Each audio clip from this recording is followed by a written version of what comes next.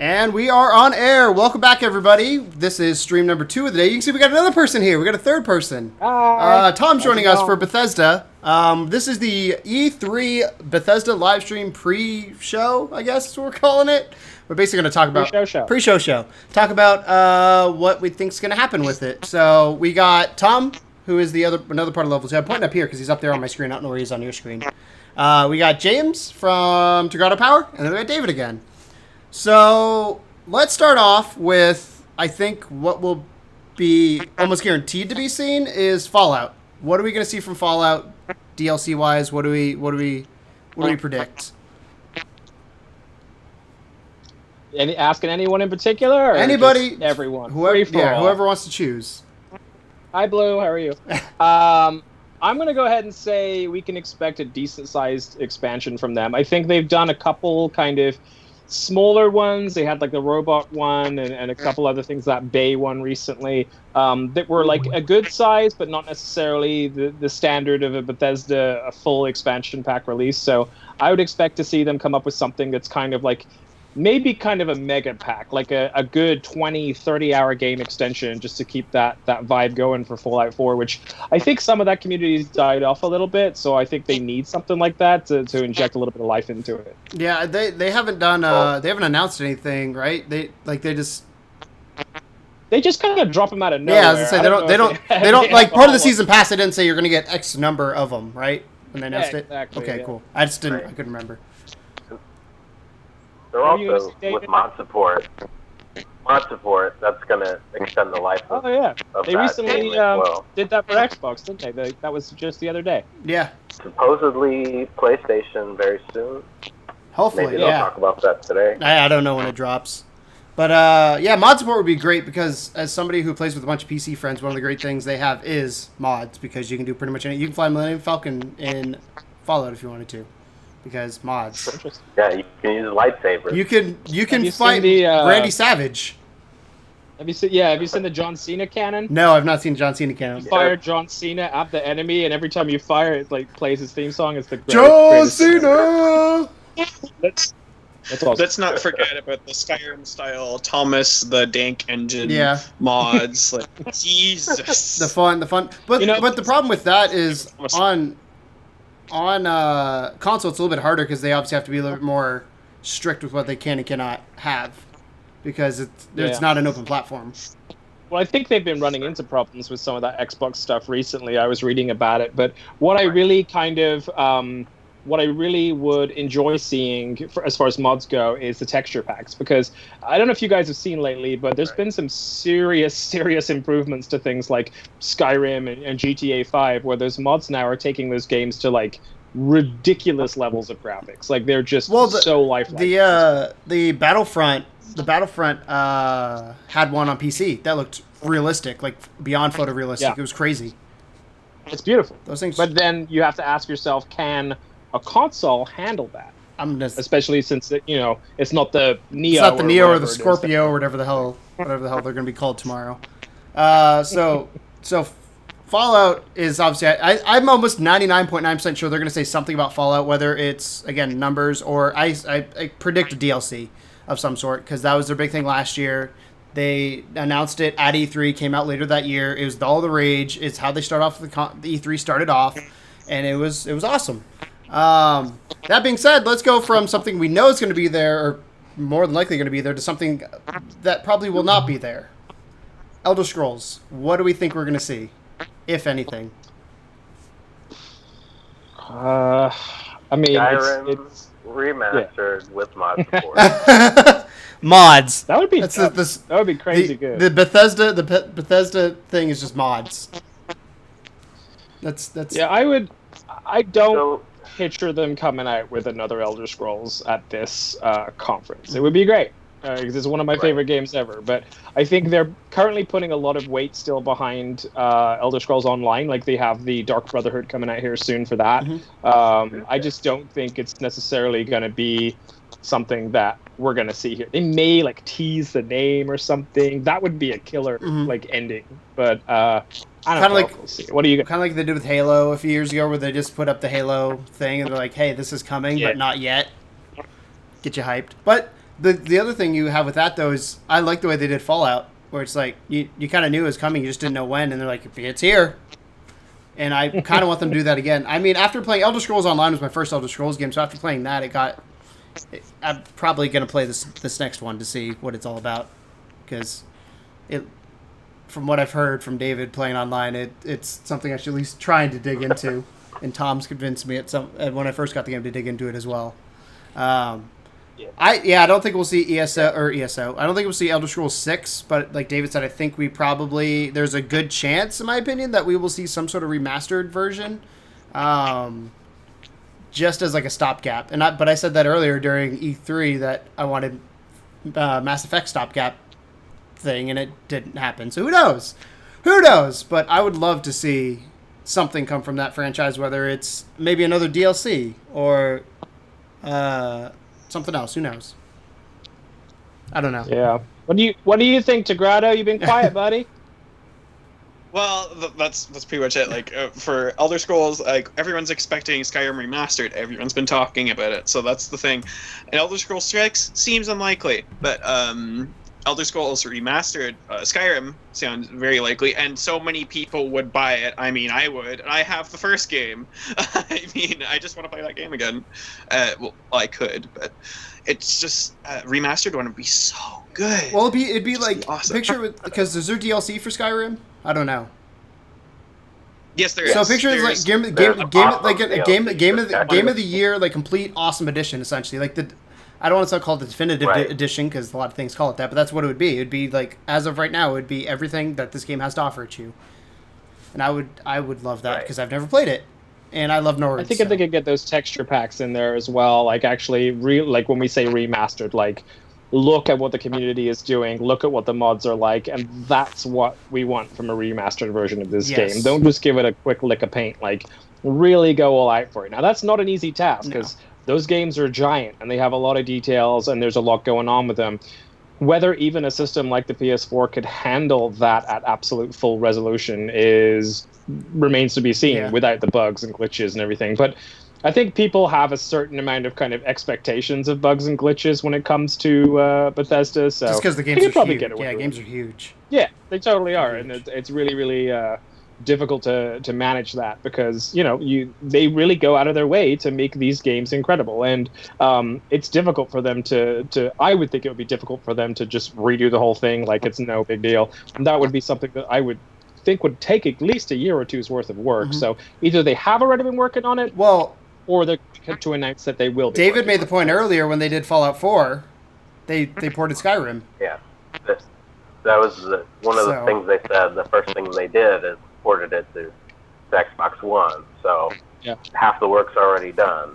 All they have to do. So that. I would also, by the way, I would also love to see a Fallout online. Yeah, I don't know how that would work, but yeah. I mean, they did it with Elder Scrolls, which is a richer universe, but think about the world of Fallout and being a survivor and the crafting and things like that coming into play, making your own little village, trying to avoid it getting attacked. I get to be mayor. Then you have then you have the mech side with the armor, the power armor. Yeah. That could be very cool. That would be. Could be very cool. Could be very cool. Oh yeah. Paint your power armor in your group's colors and stuff. That would be cool. It'd be a lot of fun.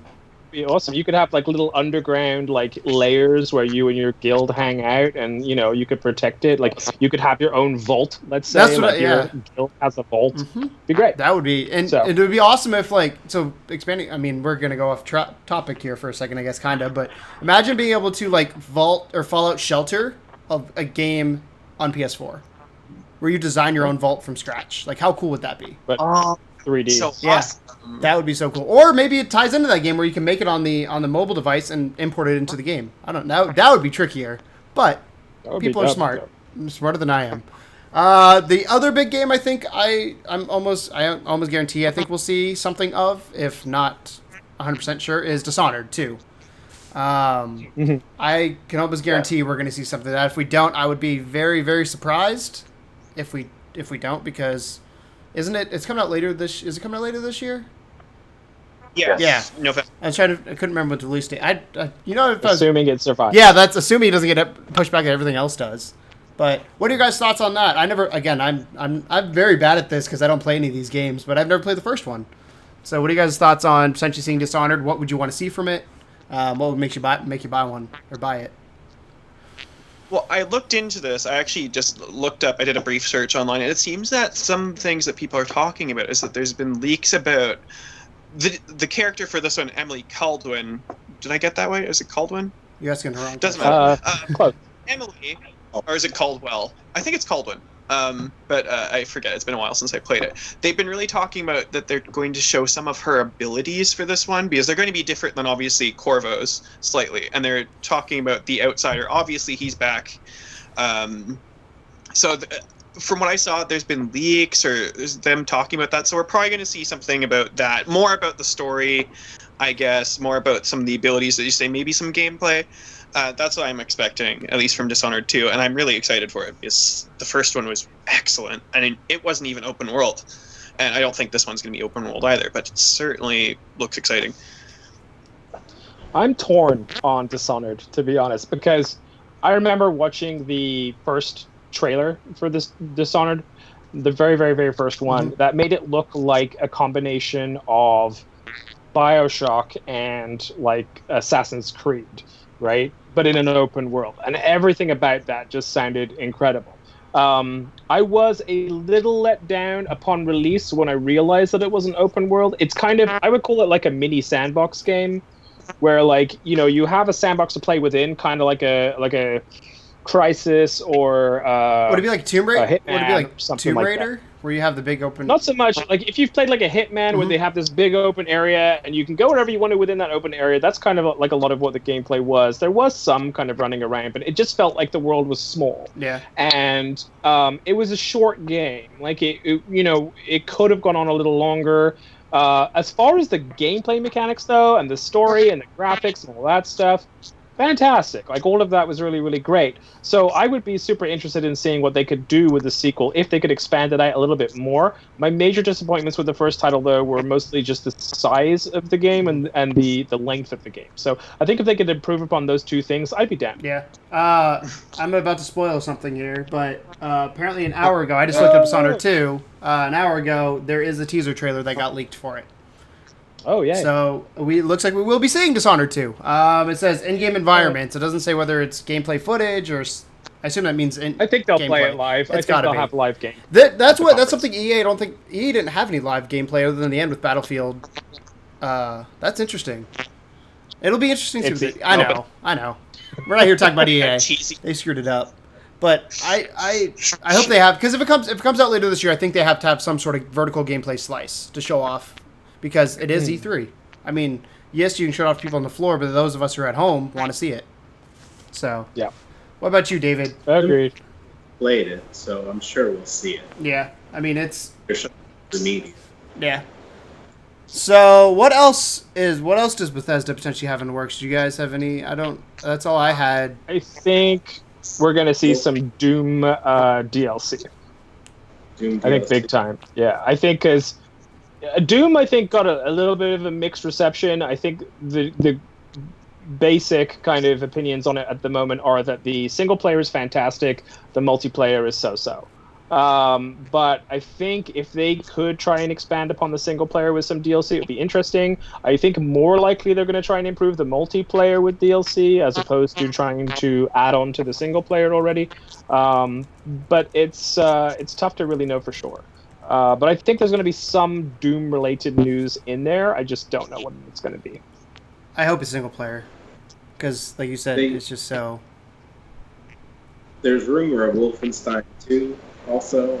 Another continuation with the new character that you save in Wolfenstein.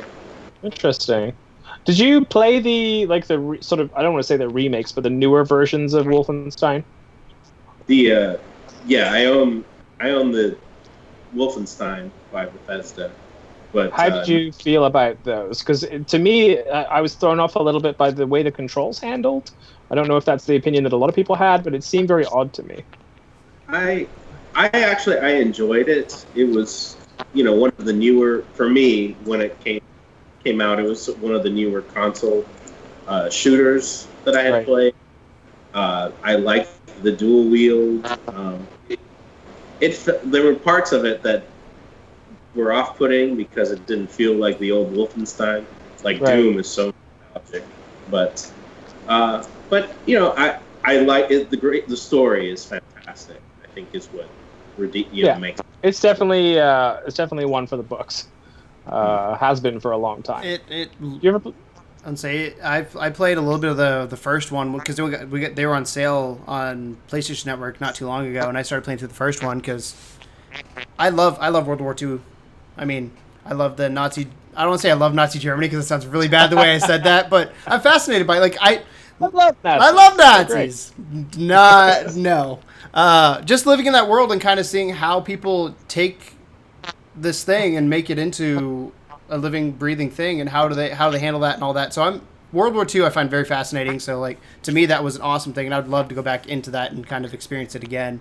I still need to experience the second game. I haven't finished the second game, but I've played most of the first at this point, and it's a lot of fun. I don't know. I'm. You know what I would really love to see from Bethesda is a new original IP. Just fucking shock us, man. Just come out with something that no one is expecting. Blindside the shit out of us. Like, we all look at the Fallout games and the Elder Scrolls games, and of course they brought Doom back now, and there's the old familiars. But I would love to see Bethesda come out with something like, okay, we're going to make a sci-fi game in the vein of like Elder Scrolls or Fallout, like All in Space or something like that.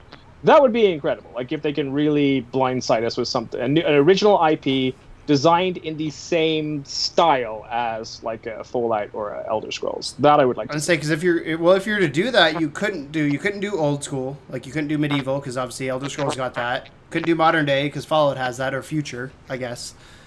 So you would have to do space. The thing about Fallout though is that it's a post-apocalyptic Earth. I'm talking about like new galaxies and like a Mass Effect made by Bethesda. Yeah. First person. It's in its own universe in its own right. I just think they'd handle it really well.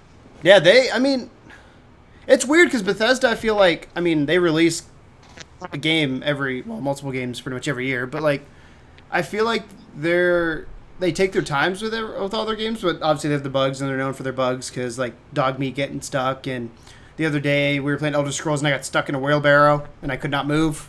I fell down a cliff and got stuck. So like there's the bugs and glitches there, but I feel like if you look at Bethesda in general, they are looked upon as a great developer, because I think what they sets them apart from most people is they do these big, open, ambitious projects, and why they don't necessarily 100% hit it, because I think it's impossible for anybody to make a perfect Fallout game or perfect Elder Scrolls game because it's so huge.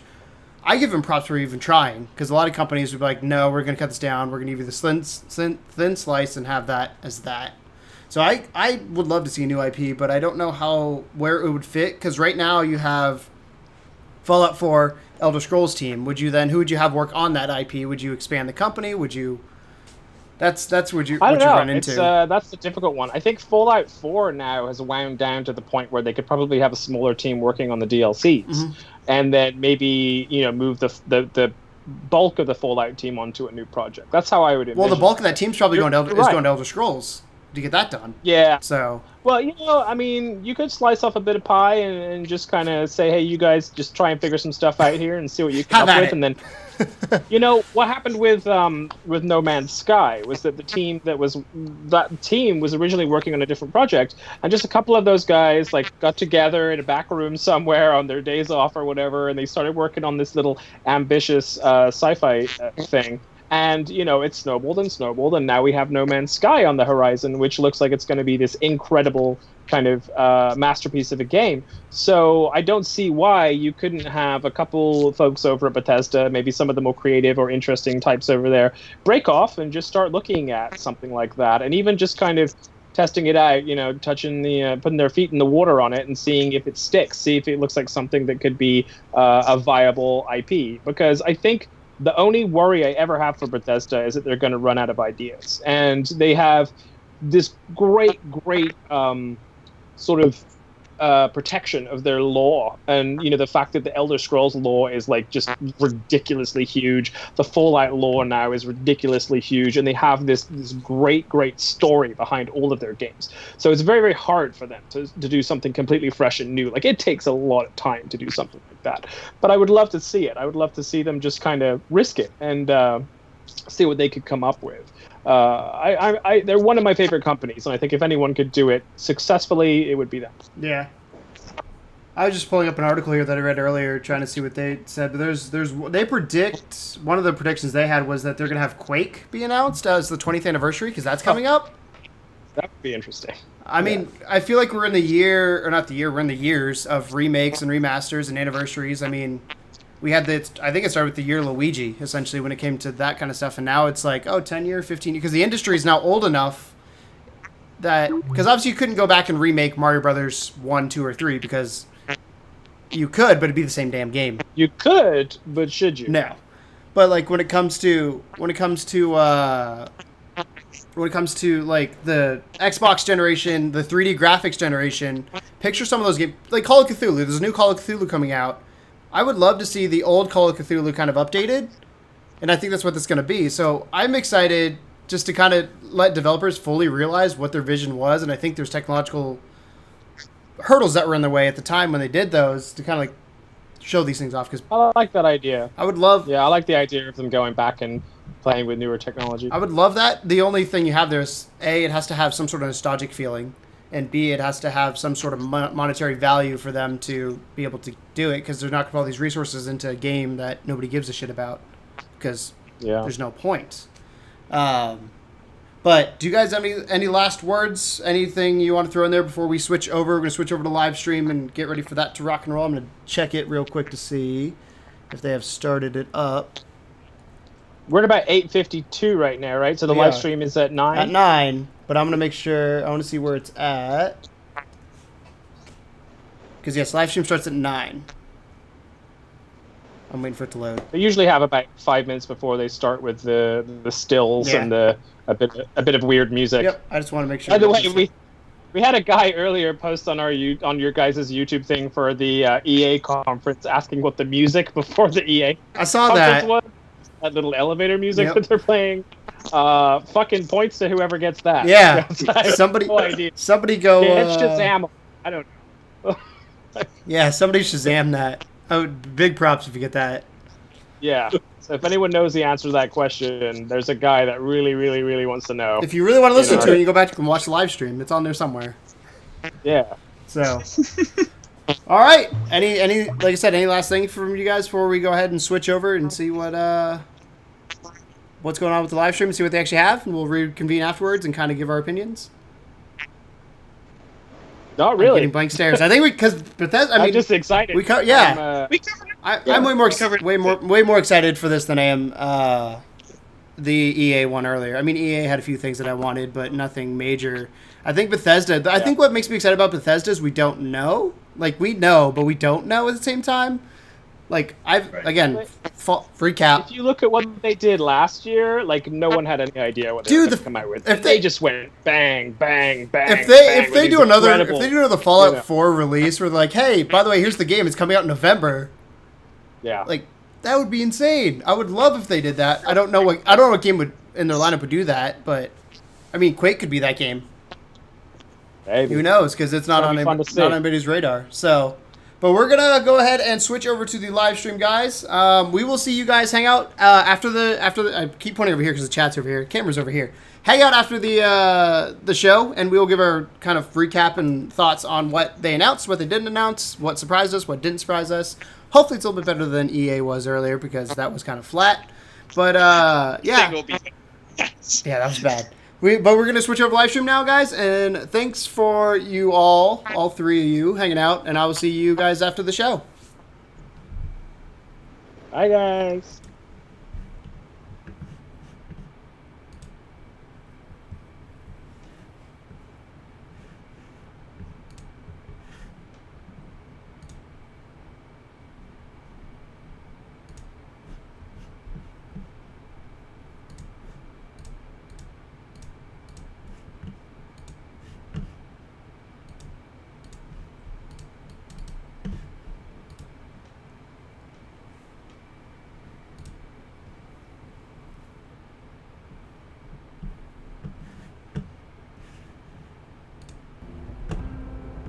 people of Far Harbor need only peer out their windows to look upon the face of Atom himself, given form in holy fog.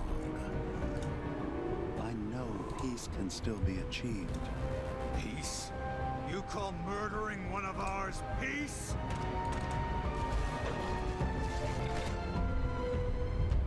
Careful. This could get out of hand real fast.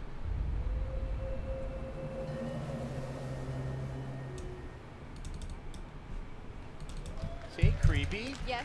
Creepy and fun. Here's another fun fact. Yeah. I love bipedal fish creatures. They're my only friends in my fantasy life. They have the lures on their heads. They're really Exactly. So, Morgan, do you actually have a favorite moment from Fallout 4? cool. I spent so much time getting my settlements up and running and trying to make them look a little bit nicer.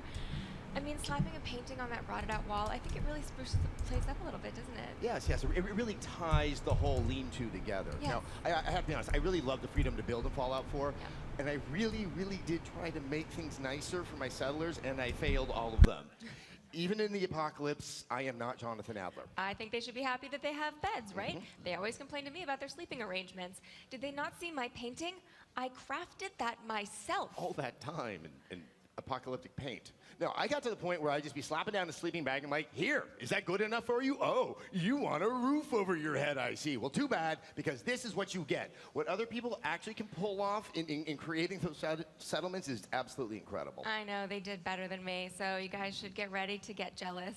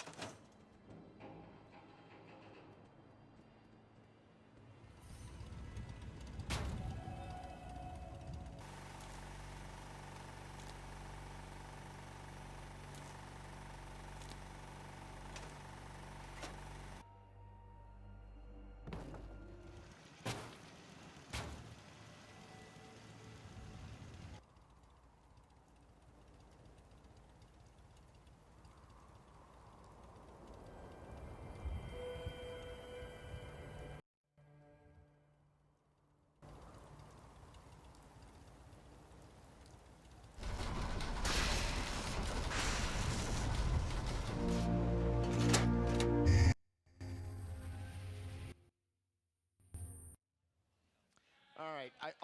I think this is true for many, many people. Yeah. I love the setting of Fallout 4, especially in those denser parts of Boston, and how it juxtaposed that Fallout sci-fi with actual historical locales. And I also remember just how awestruck I was the first time I stepped into Diamond City. It was just like, wow, this is like some kind of odd fantasy horror in my mind. Yes, the great green jewel. Yes. You guys should totally try the power noodles. They're worth the price. I didn't really think he was a baseball fan, though. That's why I'm a little surprised about it. Well, no one ever really presented baseball from a survivalist perspective before, so it really kind of got to me. Now, there was also this time, and this is very, very true. I stepped inside the Massachusetts State House just to like maybe pick up some aluminum and some glue because, you need all the glue in the world. You have a lot of people relying on you. Now, about 2 hours later, I'm still there. I don't know how far underground I'm going, and I'm just fighting bigger and bigger Mirelurks. It was just one of those wonderful, surprising moments about the game. Yeah, so who's your favorite character? Nick Valentine, hands Okay. down. He's actually probably one of my most favorite characters in any game ever. I love detectives. If I lived in a fantasy world where things were more mysterious, I would be a detective. So hanging with him and going through his special quest was just deeply satisfying. I mean, the idea of having a world-weary noir robot gumshoe as your buddy, just won me over. Pretty much had your name written all over it. I can say that my favorite thing actually on my iPad. I'm completely obsessed with it. It made it very convenient. I can probably blame some of my deaths on not actually paying attention You're and like, "Ooh, playing on my iPad. So I'm leveling up. Oh, I'm dead. Oh, I'm not leveling up anymore. Why isn't this working Oh. Yes. Right. Well, speaking of tablets. Yes. Transition. I love it. We can't forget about Fallout Shelter. At last year's showcase, Bethesda both announced and released Fallout Shelter. And since then, it has become the most played title from Bethesda Game Studios. Are you still playing Shelter? I am, because I have to make sure my resource-sucking babies are going to grow up to be productive members of society that I can exploit for more resources. Kids are useless. Oh, I did name one of them after you, though. I really hope you didn't send him to the barbershop for a haircut. No, because I systematically bred baldness out of my vault. You monster! Oh, okay. Can you at least put me in a room with the parrot? I love the pets in the game, but I'm all down with the parrots. All right, I will hook you up with a parrot to make all your weirdo pirate fantasies come true. Argy. Okay. There are other updates to Fallout Shelter. They also added rooms for crafting items. They added a day and night cycle, new weapons and armor, and new characters, including Old Longfellow, who's the new companion you meet in Fallout 4's Far Harbor. Far Harbor. Shelter, though, is not the only place where you can be crafty. Bethesda began to officially support mods for Fallout 4 with the release of the PC Creation Kit in April. And you can now check out the thousands of available mods and install them directly in your game, or you can browse them online at Bethesda.net. Now, even better, Fallout 4 mods are not limited to just the PC anymore. While they're still created on the PC, you can now install mods on the console. In May, mods came to Xbox One, and they're arriving on PlayStation 4 later this month. So let's take a look at some of the coolest Fallout 4 mods.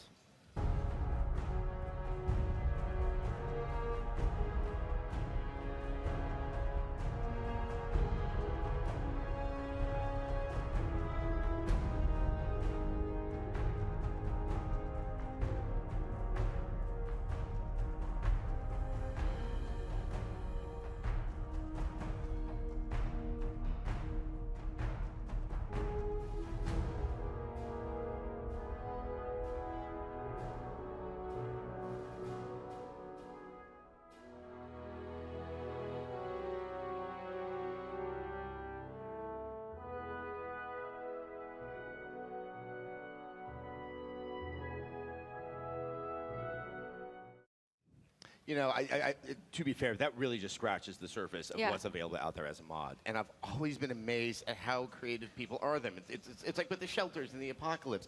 I am just proud to get my pants on in one try. We're proud of you, too. Yeah. Fallout fans really know how to go all out. Okay, but not just Fallout fans. Doom fans know how to go all out, too. That's right. Doom was released last month, reminding gamers that the best way to win something is to keep moving forward and never stop. Always moving forward. When everyone got to see the original gameplay demo at Bethesda's E3 showcase last year, people were amazed at the fast pace. But when we sat down to play, we got to see the depth of the game. I love the rune challenges. I know you are still working on some of those. Yes, that Rich and Richer challenge. Rich get richer? With the rocket launcher. Tweeted me any advice on how I can do this. I am stuck. We should track down one of the devs to do that for you. That's their job, right? Oh, that's right. We're here at Bethesda. Yeah, right? There's something more convenient. Still, tweeted me, whatever. Anyway, I also like to unlock classic maps because it really does highlight just how much gaming has changed from the original Doom. Really, it didn't create, it wasn't the first, but it really started the FPS movement. If you want to make something with a classic feel, you can also do that in Snap Map. Yes, and Snap Map is kind of fun for a couple reasons. First, somebody always makes a really, really easy map that gives you 1 billion points. That's the one that I play first. And then second, people make some really interesting and imaginative things. Now, if you guys haven't played around with Snap Map, it's pretty easy when you get started, and it gets really deep if you want to dig in. Things just snap together. Hence the name, Snap Map. And you can scroll through available options. You can place every enemy individually, or you can let the AI place them for you. You can create the triggers to spawn enemies, or put them all in one room to build a really uncomfortable hellspawn mixer. Or you can do a lot, and you can do a little. Yeah, and you also, what I love is you have a lot of control over the look and feel of the environment. There are way more options than I imagined. So I was inspired by the grainy filter to work on a film noir adventure with demons. However, I am actually sad to report Fedora's not part of Snap Map. I was disappointed too. Because they're part of every But if that's not enough for you, there is, of course, competitive multiplayer. Yes, and the thing I love about the competitive multiplayer is it really is a throwback to when I started out, back in the Tech TV days. There was the Quake 3, that kind of classic way of competitive multiplayer. But then when you add in the ability to spawn in as a demon with the demon powers, that's where it also has this contemporary feel, and that really has a really interesting effect on the flow of the matches and how the focus shifts during the course of them. Yeah. Now, Doom and Fallout 4 are just some of the Bethesda games we're playing. And Morgan? Yes. I do understand you've been spending quite a bit of time with the Elder Scrolls Legends, which is the strategy card game based in the Elder Scrolls universe that Bethesda first announced at last year's showcase and is currently in closed beta. It is. So back in late April at PAX East, Bethesda announced the game was in closed beta. I am not ashamed to admit that I was able to snag myself an invite. Aren't you the lucky one? Now, this being a closed beta, I know that everyone has agreed not to utter a word about their experiences, but, you know, it's just you and me right here. So how about you just tell me how it is? No, you're just going to have to see for yourself. If you can get an invite, I recommend batting your eyelashes. Like this? Please. It's not going to work. Hope is not lost, however. There is a video of the game in action. Roll tape! Welcome to the Elder Scrolls Legends. A strategy card game featuring creatures, characters, and lore from across the history of the Elder Scrolls. Each battle begins with a hand of 3 cards. When it's your turn, you draw 1 card and gain 1 magicka, needed to play your cards. Place a card on one of 2 sides, called lanes. Some lanes have special conditions that alter the field of battle. Choose to attack a card in the same lane, or attack your opponent directly. You win when your opponent is out of health. Take enough damage and one of your runes will shatter. Each time this happens, you will immediately draw a card that could change your fortunes. Your choices and a little luck can tip the scales from defeat to victory. Battle anytime or anywhere, on your own or against other players. Test your might in a full campaign, in quick skirmishes, or in the arena where you'll face a gauntlet of foes. Build your collection of allies, armaments, and magic. Combine your cards to create powerful decks. Train your cards to increase their power. Choose your strategy. Choose your path. Choose your destiny. And become a legend. Legends isn't the only Elder Scrolls game that's having a moment. The Elder Scrolls Online had a very big year. Yeah, so even though the game has been available for more than 2 years, they've made some really big updates to Elder Scrolls Online since launch. Let's see, there's Imperial City. Players finally got to face off Ball's army. Then in December, Orsinium added over 20 hours of new content to Elder Scrolls Online. They also made a whole bunch of changes that the community and media really responded to. The Elder Scrolls Online went from what the devs admit was a rocky start to being named Best MMO at the end of 2015. But amidst all the bright news, the Elder Scrolls Online has also recently launched Thieves Guild in April, and Dark Brotherhood also launched on PC just last week. So ever since the launch, they have really wanted to explore the lore that we've all loved in the other Elder Scrolls games. For example, they picked the Gold Coast of Cyrodiil for Dark Brotherhood. Like Kvatch, which 400 years later gets obliterated by Oblivion demons. You kind of want to tell the residents not to get too used to the place or not that attached. As an Elder Scrolls junkie, this is exactly what I love about ESO. It's getting lost in all the expansive lore and geography. And speaking of fans, we would like to take a moment to say hello to all of the Bethesda fans around the globe. From London to Moscow, Paris to Tokyo, gamers have gathered to watch the BE3 showcase. And down in Australia, Bethesda's taken over the Sydney Opera House so fans can watch the showcase live. And earlier today, we got to chat with some of the gamers here in LA who lined up to see the showcase. Let's take a look at what they had to say. All right, here we are. It's a few hours before the start of BE3, but people have been lining up here since, I believe, 7 o'clock in the morning. I know. This is a dedicated fan base. They know that the closer they are to the front of the line, the better seat that they are going to get inside the showcase, and that is a big motivator, I know, for people to get here early, get their seat right in the front of the theater. Exactly. One big screen, front row. It's exciting, but let's better understand some of the hardest core Bethesda fans. All right, now you couldn't have a showcase like this without some amazing cosplay. Now you helped build this, so you can tell us a little bit about it. She's cosplaying Keeper from The Evil Within. It took us forever to make this tenderizer, and it took her about a day to make that. I mean, look, I love that game, and I love the Keeper. Everyone else knows him as Boxman. Would you mind just trying that on for one quick sec? I just got to see this. Yeah. That's really, really, really effective. And what was the inspiration behind this costume? Like, you know, what spoke to you about it? It just took us like 2 days to finish The Evil Within, and we played that like all night, and that was giving us like little heart attacks, and we just fell in love with the game. So what else are you guys excited about? What are you excited to see here today? For one, gameplay for Dishonored 2, because we've been so excited. Just the first trailer from last year, waiting in line for hours. So we're just like, yeah, I hope we get to see other stuff. Maybe Elder Scrolls? Maybe new Elder Scrolls? Well, actually, going back to Dishonored 2, I mean, now we have an adult grown-up Emily Caldwin. Is that something you're considering for cosplay? I'm actually working on doing Emily. I started the scarf last year, and I've been thinking about like what swashes I'm gonna use, like what kind of fabric, and trying to put it all together and trying to make it nice. Maybe for PAX, maybe for later on, maybe this next year, but it's gonna get done. All right, well, I'm really looking forward to it. And on that note, I think all four of us and so many other people out there are excited for another and maybe deeper look at Dishonored 2. But let's right now look at last year's trailer to get us all excited.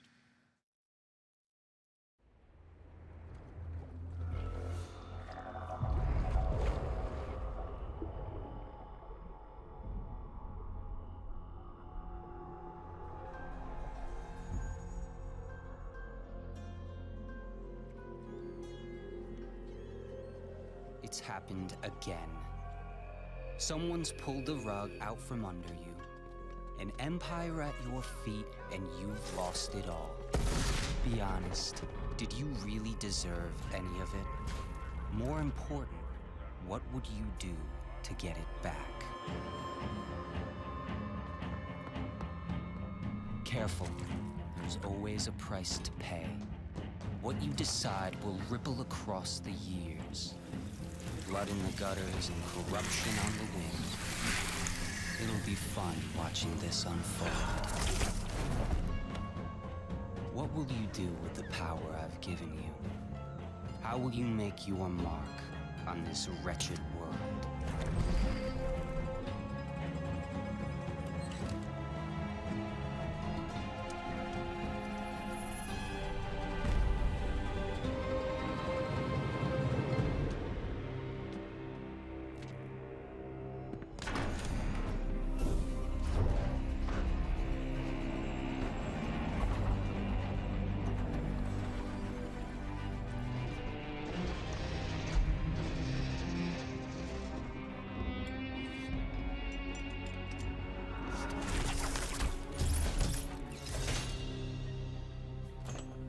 Cover your face, but I know who you are.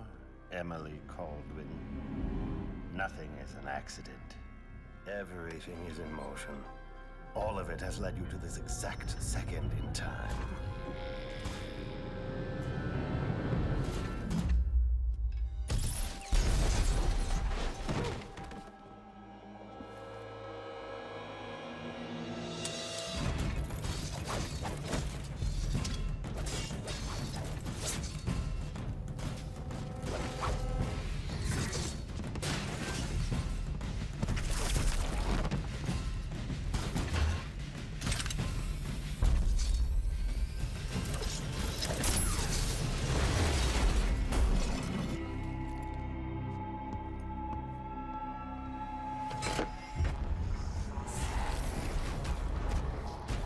Before you strike. If you kill me, you become the assassin we claimed you were. You become one of us!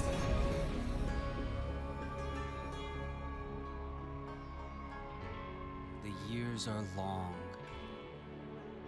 but it's always good to see a familiar face.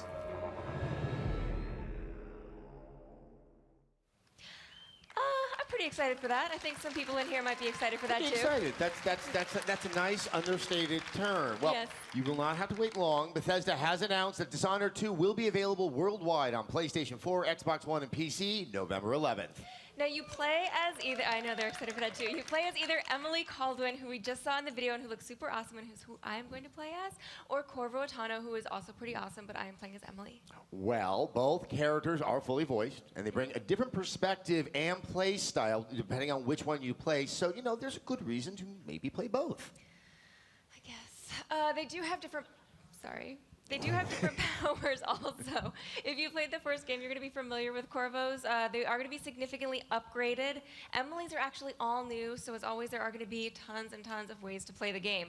But I do want to make a note of the location that we saw in the trailer. It has a very different feel than that sort of industrial dun wall that we saw in the first game. So the city is called Karnaca, which is really fun to say. Try it all together. Karnaca. Karnaca, Karnaca. It's like Machiku Kakotani, you know? It's just fun. It rolls off the tongue.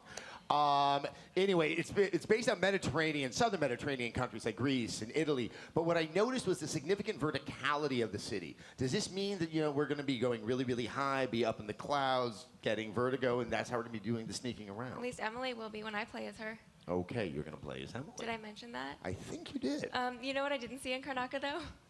I didn't see. What did you see? Rats. Rats, maybe rats. Yes. There are significantly less rats in Dishonored 2, unless you use Corvo's Devouring Swarm, because then you're going to have some rats there. Right. Although, I don't know, the rats seem to be a little bit more pleasurable next to the blood flies. Karnaca seems to be filled with blood flies. That sounds so friendly and warm and cuddly. They're kind of cute. But we both have a significant amount of affection for Dishonored, rats and all. Yes, we do. It was my personal game of the year back in 2012, the year that it came out, and I played through it 3 times since then. And I would say, if you haven't had the chance to play it, I do highly recommend the Dishonored Definitive Edition, which is on current-gen systems with all the DLC included. Having said that, if you haven't played the original, trust me, you can jump right into Dishonored 2 without a worry. All right, guys, I think we've had enough speculation, don't you? I think so. I think so. I have a sneaking suspicion that we're going to see a lot more Dishonored 2 tonight. I have one of those sneaking suspicions as well. I don't know where it's coming from. All right, guys, the showcase is about to start, but we will be back in an hour with exclusive interviews and new info. So please stay tuned to the live stream and follow along on Twitter at Bethesda with the hashtag BE3. And send us your questions and comments. If we read yours, you might even nab a special giveaway that you want. You want it, trust me. All right, they're timing me. I'm getting excited. Everyone here getting excited? All right, where are we? 6, 5, 4, 3, 2, all right, guys, enjoy the show. Enjoy.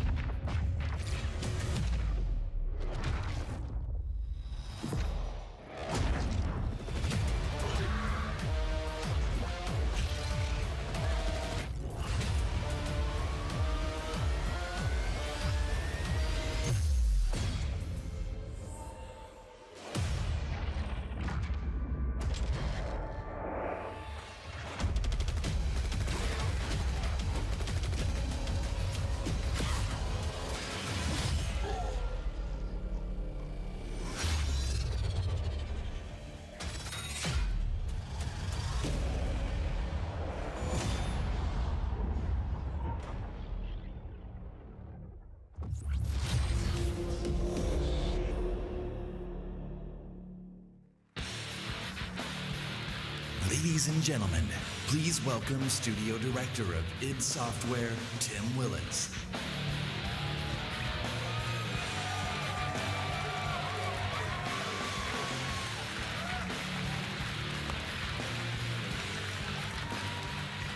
Good evening, and welcome to the Bethesda E3 Showcase.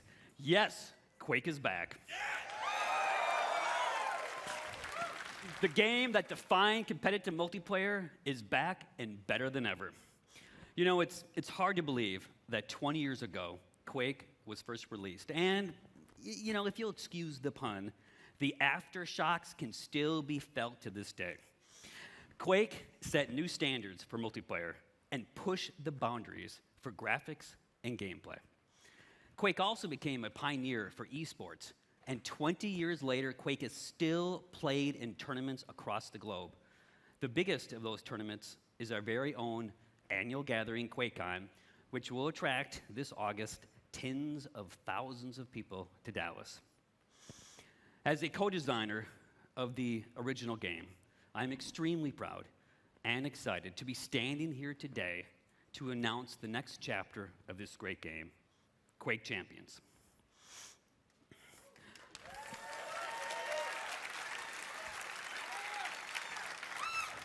Quake Champions is a competitive, arena-style, first-person shooter for the PC, designed for players of all skill levels. Whether you are new to Quake or have been fragging for the last 20 years, Quake Champions will give you the challenge and rush you'd expect from id Software multiplayer games. Now, we know that high-end performance is critical with this type of game. So be assured, as with any id Software game, that Quake Champions will be fast, with amazing graphics running at 120 hertz with unlocked frame rates. Yes. You're going to get heart-stopping action that will keep you on the edge of your seat as you fight in classic arena combat. Quake Champions also taps into another hallmark of the franchise, unique and badass characters. The game features a diverse cast of warriors, each with different attributes and unique abilities, allowing you to fight the way that you want. And you know that id has a long tradition of supporting competitive tournaments, and that continues with Quake Champions. The game is designed for world-class esports play at every level, from the world's greatest Quake players to anyone willing to test their skills in the arena. So as part of the launch plan for Quake Champions, Bethesda will be supporting and expanding competitive tournaments and leagues beyond QuakeCon, and we'll have more to share about that in the coming months. I hope you enjoyed this sneak peek into our newest game. Join us at QuakeCon in August, and we'll have even more to talk about. And now, please join me in welcoming Bethesda's Global Vice President of PR and Marketing, Pete Hines.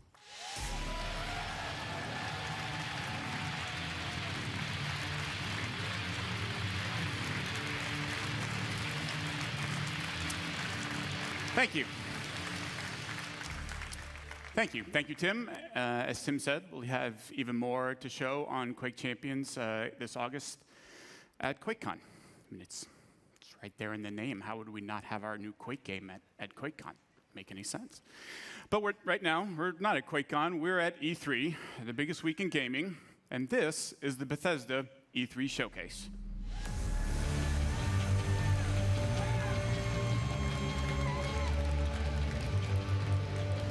So welcome to everyone here with me and to the millions of you watching online around the world. Thank you for joining us. We planned this showcase just like we make all of our games for you. Now, last year, our showcase kicked off a big year for Bethesda, one of the biggest in our many years of making games. So let me mention just a few highlights. The Elder Scrolls Online was released on console and became one of the best-selling games of 2015 and was named MMO of the Year.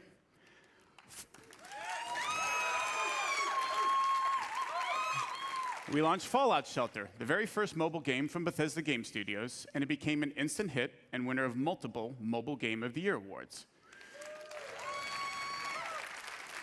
In November, Fallout 4 was one of the biggest launches in the industry. So you've heard of it. Good. And won numerous Game of the Year awards, including at DICE and again at the BAFTA Awards. And now Fallout 4 is bringing user mods to Xbox One and soon to PS4 in a way that's never been seen before.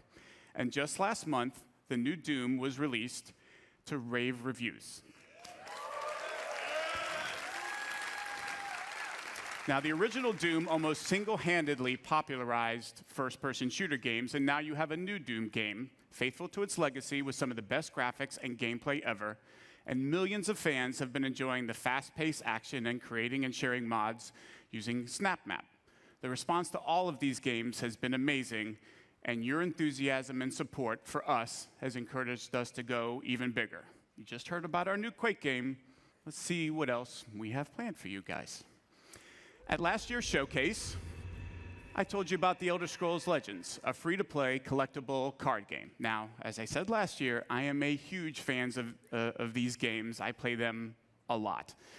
So this is a game I'm particularly excited about. Legends provides a very deep strategy experience through both single and multiplayer modes, beginning with a campaign complete with a compelling story, interesting characters, and some great gameplay. The story is told from the perspective of a moth priest named Kellen. I'll let him tell you a little more as we take a look at the campaign's opening cinematic.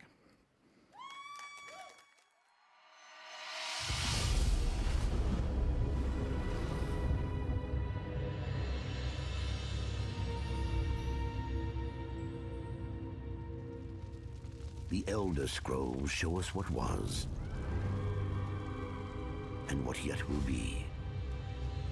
And they have revealed much to me. Spare us your stories, old man, unless they can sharpen spears. Our war chief is dying. Our enemies are massing for another attack. We must prepare for battle. We should go, Kellen. We have the scroll we came for. And this one smells blood in the wind. Patience, Nog. I have words yet to speak here. Stories can do surprising things, Spear Maiden, whether they are true or not. And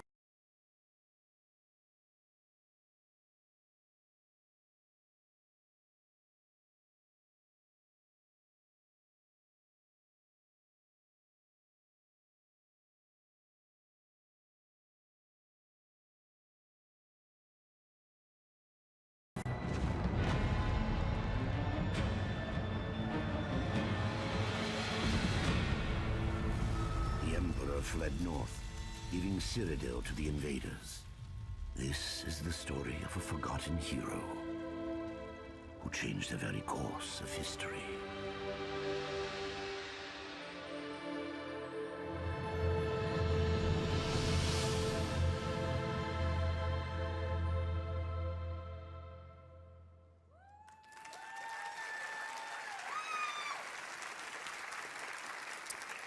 When Legends begins, you're set on a path to discover the world of the Elder Scrolls in a way you haven't seen before. The choices you make define your approach and unlock all the depth the game has to offer. A two-lane battlefield provides more variety and strategic depth. Players make decisions that change the cards they want to improve or add to their decks, and we offer a full single-player campaign, as well as multiple ways to play against the AI or other players in both battle and arena modes. Now, we began public beta testing in April, and so far the feedback from the people who have been playing has been terrific. To celebrate E3 this week, we'll be letting even more of you into the beta to start playing. Now, if you haven't signed up yet, just visit Bethesda.net, create an account, and sign up, and be sure to keep an eye on your email. Also tonight, we're very pleased to announce that in addition to PC and iPad, Legends will be coming to iPhone, Mac, and Android tablets and phones later this year.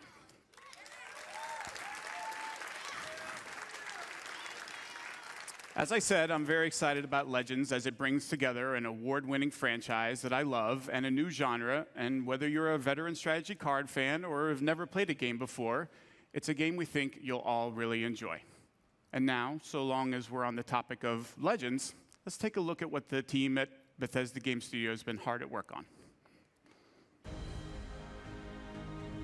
Welcome here to Bethesda Game Studios.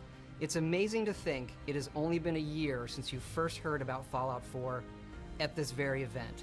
And thanks to you, it became not just our most popular game ever, but one of the industry's. It has simply blown us away, and we're incredibly blessed to have fans like you. Seeing what you've created, not just in the main game with the add-ons and of course mods, it is just incredible. And we're not done yet. We're excited to show you what's coming next for Fallout 4.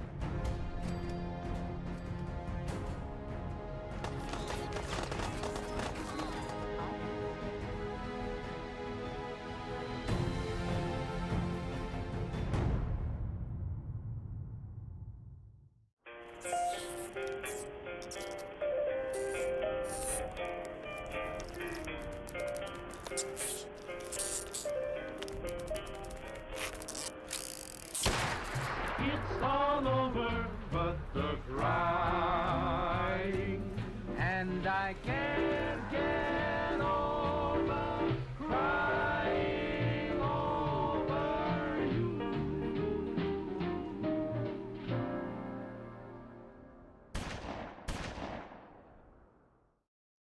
Of course, we didn't just announce Fallout 4 last year.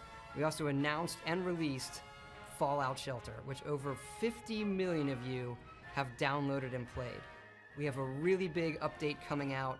Take a look.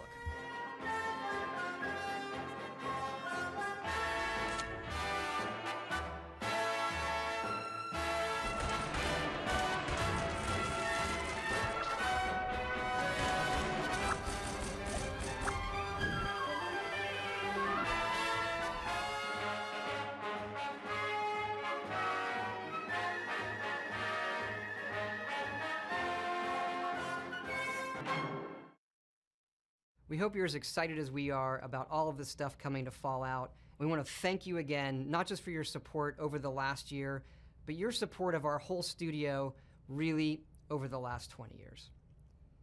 There is something else, though, that you've been asking us about, and yes, we've been working on it.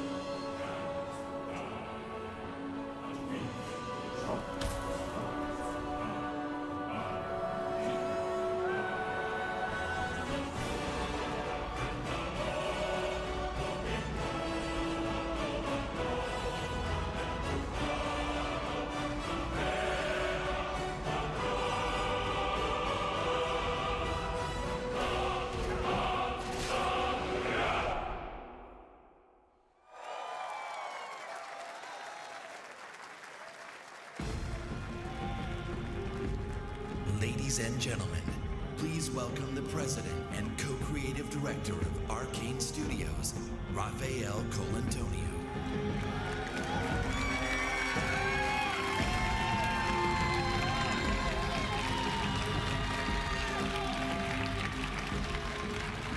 Thank you.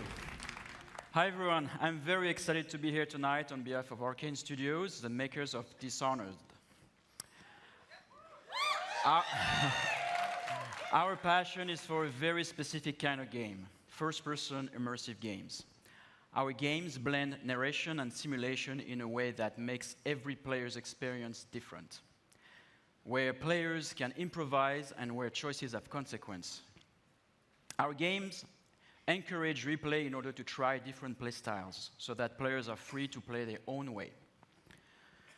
In 2012, we released Dishonored. We were thrilled that the game was so well received by the gamers and the critics all around the world. That was like one of the best feelings for us developers. After that launch, my friend and co-director Harvey Smith took the lead on Dishonored 2, so he went to France in Lyon and worked with the team over there.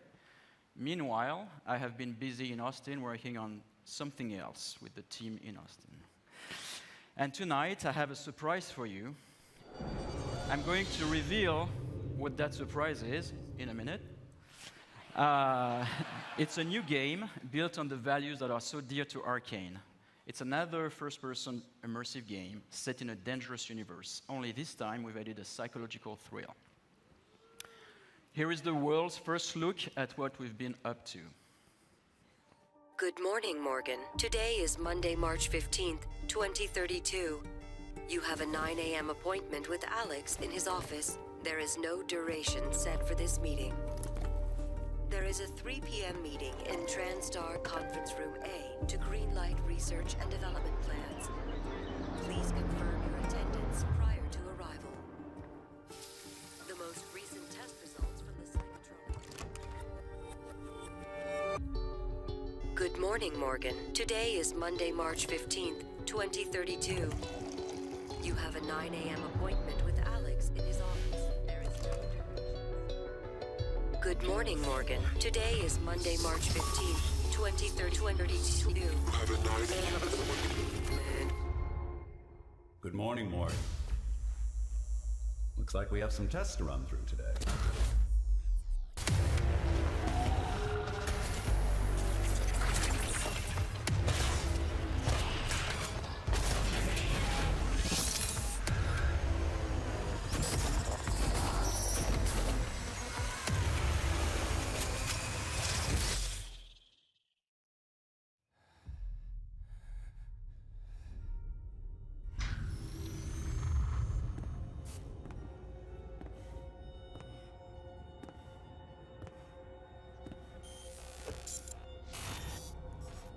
Good morning, Morgan.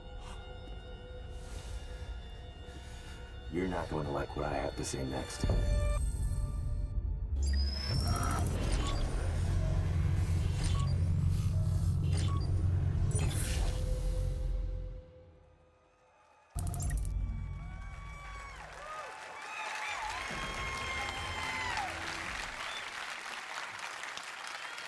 In Prey, you awaken aboard Talos 1, a very special space station. It is year 2032. You are the key subject of an experiment meant to alter humanity forever. But things have gone wrong, of course. The space station has been overrun by an alien threat, and you are now being hunted. As you dig into the dark secrets of Talos 1 and your own past, you must survive using all the tools at your disposal on board of the station. Your wits, weapons, and mind-bending abilities. Prey will be available next year on Xbox One, PS4, and PC. We'll have more to show at the QuakeCon, so be sure to join us there. Thank you. Hi everyone, I'm Marty Stratton, executive producer of Doom at id Software. Last month, we had the privilege of releasing one of the most iconic titles in our industry to fans around the world. We challenged ourselves to ensure Doom lived up to its incredible legacy, and we thank you, our fans, for making the Doom launch such a tremendous success. It's been amazing to watch and hear from the millions of players enjoying the many aspects of the game. From those of you gunning for the perfect run through the campaign, to others constantly testing their skills in multiplayer, you continue to inspire our team. Last year, we told you we wanted to put the power of creation in the hands of every player through Doom SnapMap, allowing for an endless stream of new gameplay. And in the coming months, we're excited to be supporting Doom SnapMap with free updates and even more ways to play. We'll be delivering new construction modules, including hell visual themes, as well as new props, objects, weapons, and items. While creators can look forward to new logic options and functionality, like the ability to create true single-player experiences with features like the popular weapon wheel found in the campaign. And again, throughout the year, every SnapMap feature and update is free for every player. For multiplayer, next month we'll release 2 new modes, including a uniquely Doom variant of One Flag CTF called Exodus, as well as an all-new multi-zone capture and hold mode called Sector. Later this summer, we'll turn up the heat with the release of 3 free-for-all modes, including Classic Deathmatch. These modes will be free to all players and playable on any existing or future maps. Also next month, fans can look forward to our first premium Doom DLC pack, Unto the Evil. The first DLC pack includes 3 new multiplayer maps, Offering, Cataclysm, and Ritual. A new playable demon called the Harvester, a new gun, equipment item, armor sets, taunts, and more. With just a month past since our launch, we hope you've only scratched the surface of fun we packed into the game, and we can't wait to give you even more ways to compete, create, play, and fight like hell. Thank you.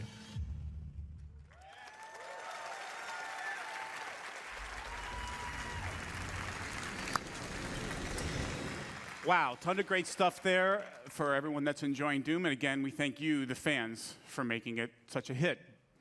Doom has received near universal acclaim from critics and players alike for its fast combat, over-the-top demons, and amazing graphics, everything that it is known for. Now, it is also known as a longtime supporter of shareware, or for you youngsters in the audience, that's what us old guys used to call a demo. And in a nod to that tradition, we've decided to offer anyone that hasn't checked out Doom's amazing gameplay a chance to do it for free. So, starting tonight, you can download and play the first level of Doom on Steam, PS4, or Xbox One for free. Now, this offer is only good this week, but we want everyone to have a chance to see why Doom is one of the highest-rated shooters ever.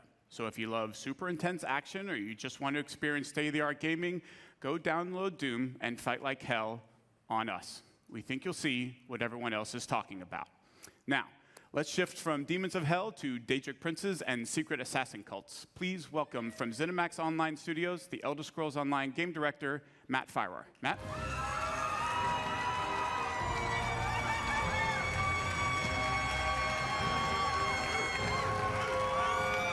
Thanks, everyone. Good evening. This week is the one-year anniversary of the launch of the Elder Scrolls Online on Xbox One and PlayStation 4. Because we were launching the game this time last year, I was a little busy and I wasn't able to be here in person, but I made sure I was here this year to tell everyone what's been happening with the Elder Scrolls Online. From the console launch last June to the release of 3 critically acclaimed DLC game packs during the year, all of us at ZeniMax Online have been really, really busy. But before I go any further, I want to take a moment and thank all of our fans for your support, your enthusiasm, and your feedback. We take it really seriously, and we continue to work to improve the game. And based on the response, you like the changes.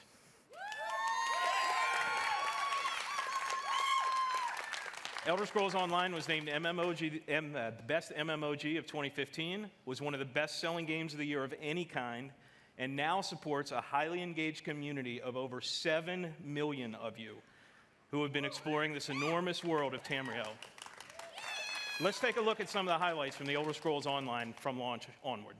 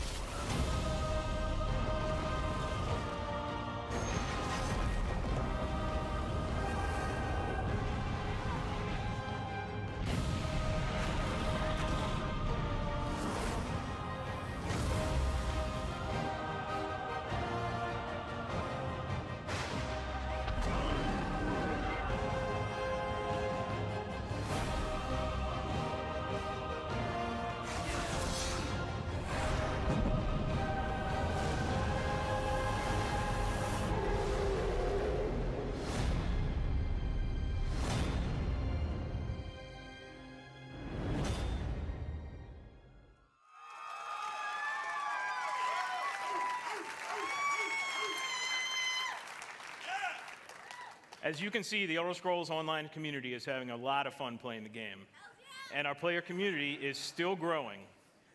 Tonight, I'm very happy to announce that on June 23rd, we'll be expanding internationally by launching Elder Scrolls Online in Japan.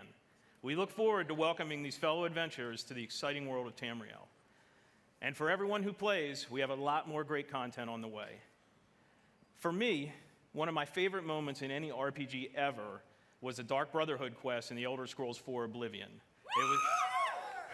It was packed full of assassination and intrigue, and like me, fans everywhere loved it.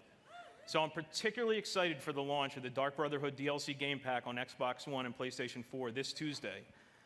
In the Dark Brotherhood DLC, you'll travel to another location from Oblivion, the Gold Coast of Cyrodiil. The Dark Brotherhood has an appropriately dark storyline full of intrigue and mystery and brings all new repeatable quest gameplay to ESO. So, please enjoy the worldwide debut of the Dark Brotherhood DLC launch trailer.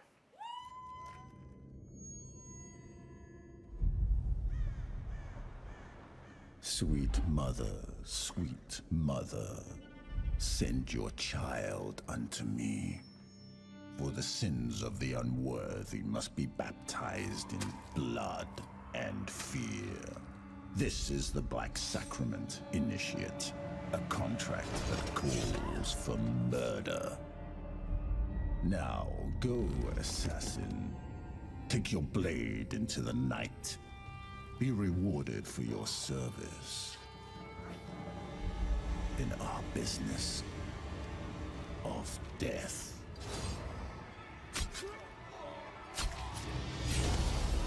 Welcome, Initiate, to the Dark Brotherhood. And know this, in Tamriel, no one is safe.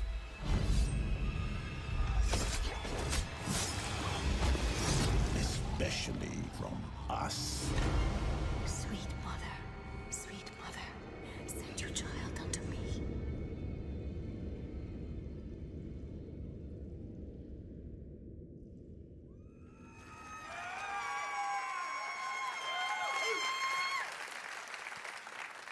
Our PC players are already having fun sneaking around Tamriel and learning more about this mysterious group. And we can't wait to see what happens when our console players get to experience the Dark Brotherhood this week. But that's not all. A core philosophy in the Elder Scrolls Online is to constantly make the game better. Since launch, we've regularly been adding innovative features such as the Justice system and the Champion system, and we're about to make another game changer. Tonight, we're announcing One Tamriel, marking another major evolution of gameplay in the Elder Scrolls Online. With One Tamriel, all characters will be automatically leveled to content in the world, allowing them to freely group with anyone they want, and also to explore the vast world of Tamriel with no level restrictions. This means all content barriers are gone and there are no restrictions on alliances or questing. From the moment you get out of the tutorial, the entire game world is open for you to explore freely. You can go wherever you want and play with whomever you want. This is the first time this has ever been done in a multi-platform RPG. We'll think you'll love it.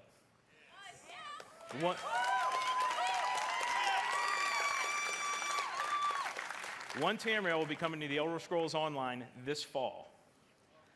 In closing, I want to thank the awesome Elder Scrolls Online community for your support. We never take it for granted. We work hard every day to make your Elder Scrolls Online experience the awesome adventure you want and deserve. Thanks, everyone.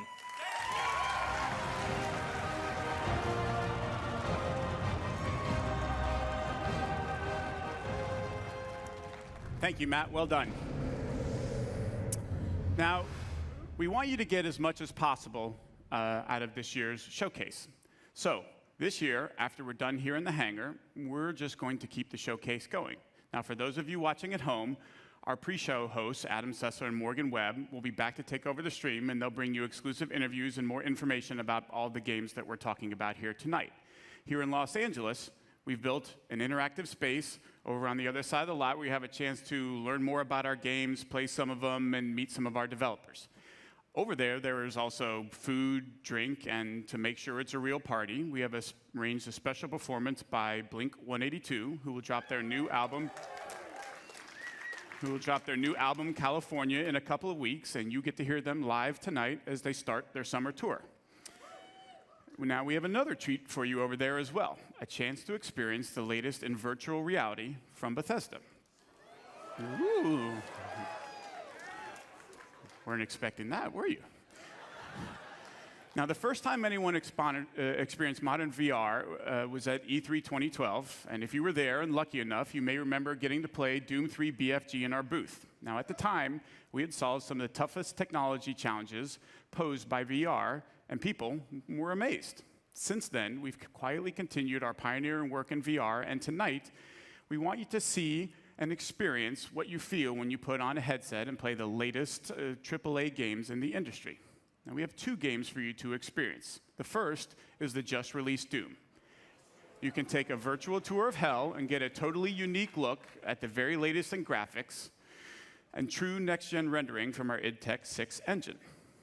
In addition, we think the greatest promise of VR is its ability to immerse players completely into virtual worlds, and that the best games for that experience will be first-person open-world RPGs.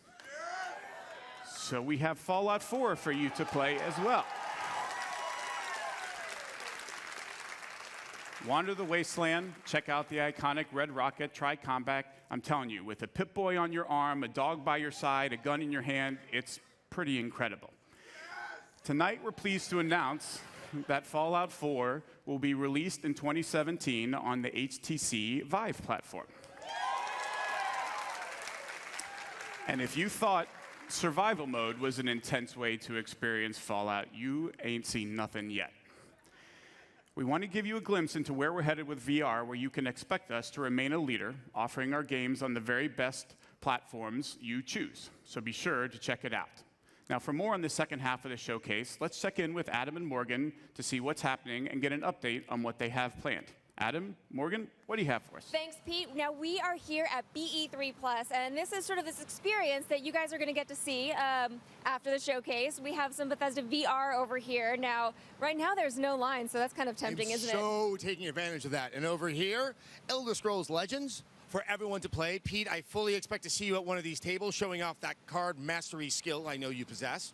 Now, in here, Adam and I are actually going to be interviewing some of the developers that you guys just saw their games on stage, so we're going to have a lot more information for you. So everybody on the stream needs to stay tuned for that after the showcase. Lots of good info, but for the moment, let's go back to Pete and even more games.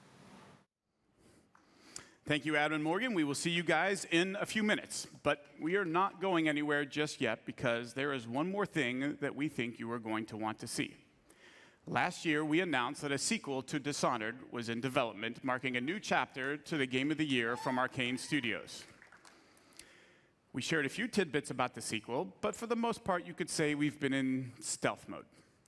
Until now. Sorry, I couldn't help myself.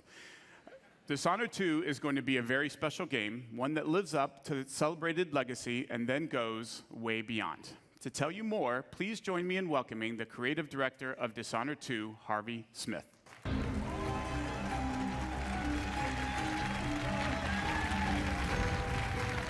Wow. Thanks, Pete. Hi, everybody. In Dishonored, you play a supernatural assassin in a steampunk city. The game blends combat, stealth, and mobility, giving you many different pathways and approaches. When the original Dishonored was released in 2012, you embraced the game and made it your own. You discovered moves and combinations of powers that we didn't even imagine. We were thrilled by your passion for Dishonored, and we were humbled by the success of the game, which won more than 100 Game of the Year awards. At last year's E3, we announced Dishonored 2. So tonight, here with all of you for the first time, we're going to show you the game.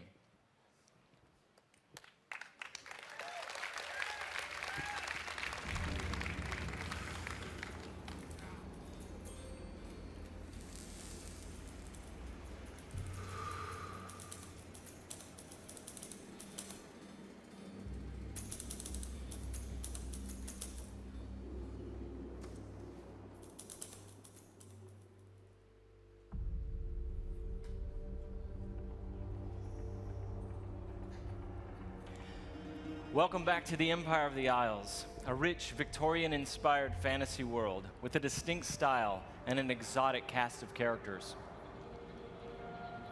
For Dishonored 2, we wanted to explore a new location, Karnaca, the jewel of the South. Our approach to world creation is very layered. Our art and design teams work together to create a strong sense of place with a well-realized culture. It's based on the people living there, the work they do, the architecture, economy, the climate, even the food and songs.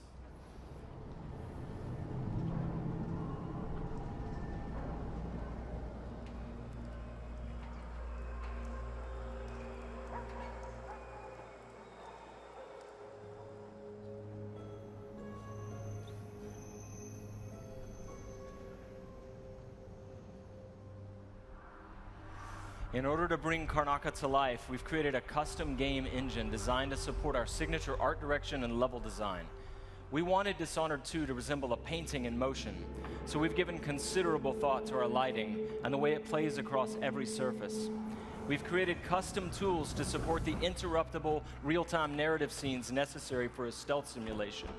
And the same is true for our approach to audio, both in terms of atmospherics and stealth gameplay. All of these details make Karnaca more vivid thanks to our new technology, which we call the Void Engine.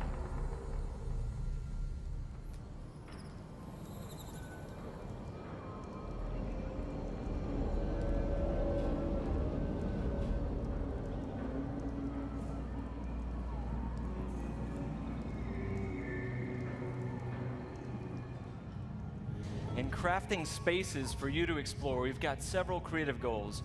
We want the environment to feel coherent and complete, plausible. Where do these characters live and how do they get to work? Is there a viable pathway that makes sense? Where do they take their breaks or stop for lunch?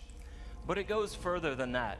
For Dishonored 2, we felt compelled to ask ourselves about the history of a given street or shop. What was there a decade before the player arrives in Karnaca? Often you can see the layers of history, watermarks on the wall from past floods, peeling posters and advertisements from years ago. We want every market, every alley to tell a story and to offer you the chance to see something novel or intriguing.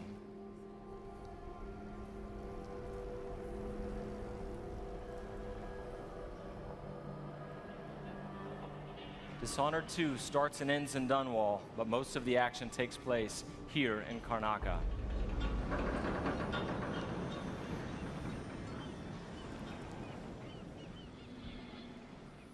All right, there you go, your first look at Dishonored 2. Thank you. On behalf of all my teammates at Arcane and Lyon who worked so hard to bring this to you, and my dear friend Raphael Colantonio, thank you so much for all the passion you've given the game. In the first Dishonored game, you played Corvo Attano, falsely accused of killing the Empress, the woman he loved and was sworn to protect, and you were blamed for the abduction of their daughter, Emily Caldwin. After escaping on the night of his execution, Corvo is gifted with supernatural powers and dedicates himself to avenging the death of the Empress and restoring young Emily to the throne. As we began to work on Dishonored 2, a single question haunted us. What became of Emily Caldwin? How would her experiences affect her, and what kind of ruler would she become? We envisioned Emily grown up,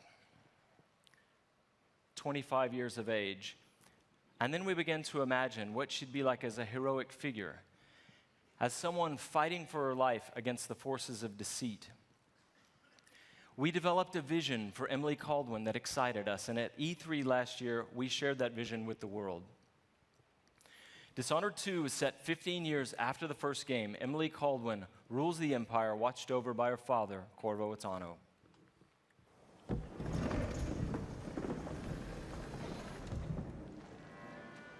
All hail Her Imperial Majesty, Emily Caldwin. Loyal subjects, we're going through a difficult time, but today we honor my mother, the late Jessamine Caldwin. May her memory survive through the ages. Emily. You look tired, Father. Every year, I think the anniversary of Jessamine's death will be easier, but it never is. I wish Mother was still the Empress. I don't think I'm very good at this. You're still learning. Don't worry about the rabble-rousers, and we'll catch the Crown Killer, eventually. People are saying it's you, that these assassinations are a misguided effort to protect me. No, someone's trying to make us look guilty by targeting your enemies. I wish I could just run away from all this. Sometimes you do. You think I don't know about your nights out on the rooftops? Courage. The ceremony will be over soon. Royal Protector and Father. I should have passed a law against that combination of titles years ago.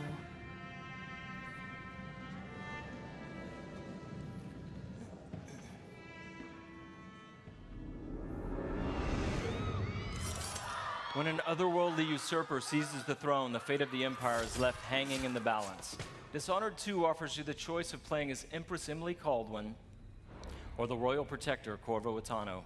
Emily and Corvo are both fully voiced this time with their own perspectives and emotional responses to the events transpiring around them. Whoever you choose to play, you've got to flee Dunwall, your home, and travel to Karnaca in order to unravel the threads of a conspiracy and take back what's yours. I've gotta get away. I should talk to the captain of that ship.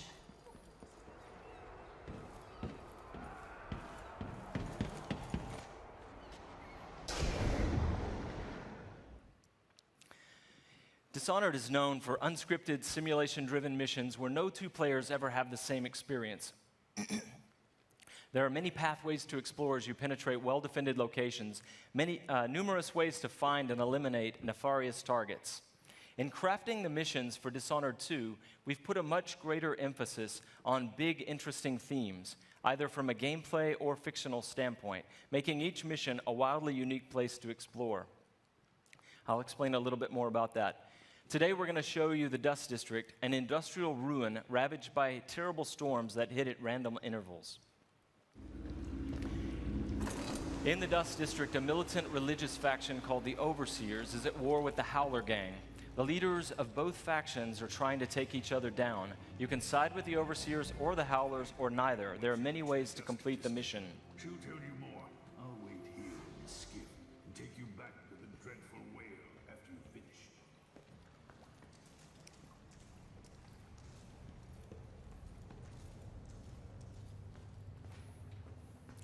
Everything you see here is rendered in the Void engine, designed to create atmospheric and exploration-rich spaces.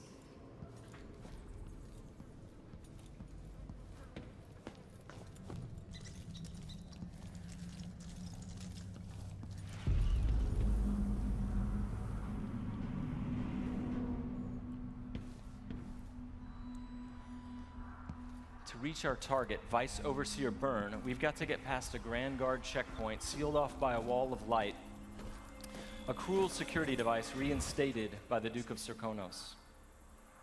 Orders from the Duke. We're losing too many people. Good soldiers blinded by that hallucinogenic powder the Howlers used, then stabbed to death or dragged down by the Abbey's hounds. One young lieutenant got hit by an Overseer grenade, and that was it. He was one of the Duke's distant cousins or something. Shit. Let's hope they do enough damage to each other so the fight goes out of them. That won't happen until someone manages to kill either Paolo or Vice Overseer.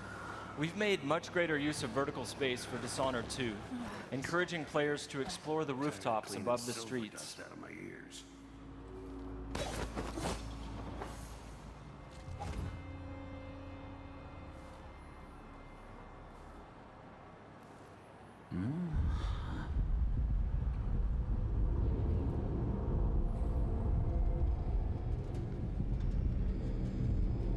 Dust from the mines.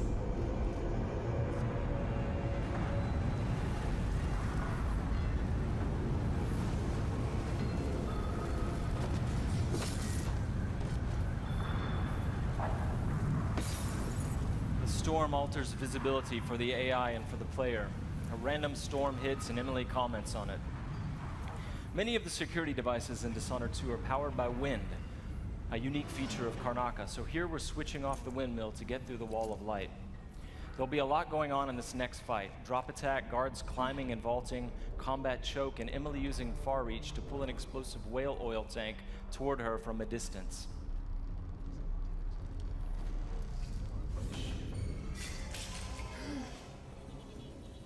You aren't going in! So dead! Let the rope for you! Hey, you! Come here!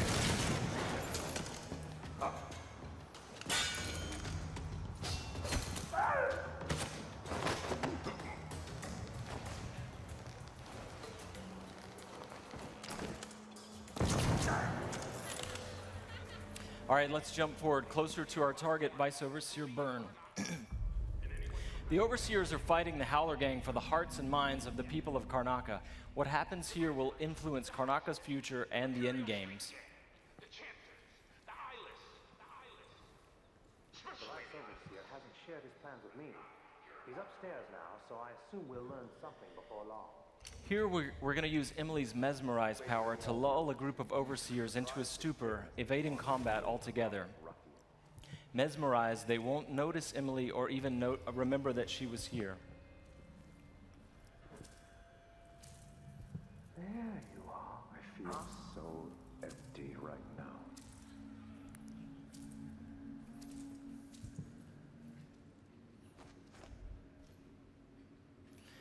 Far Reach can be upgraded not only to pull objects from a distance, but also enemies, so you can finish them off in midair.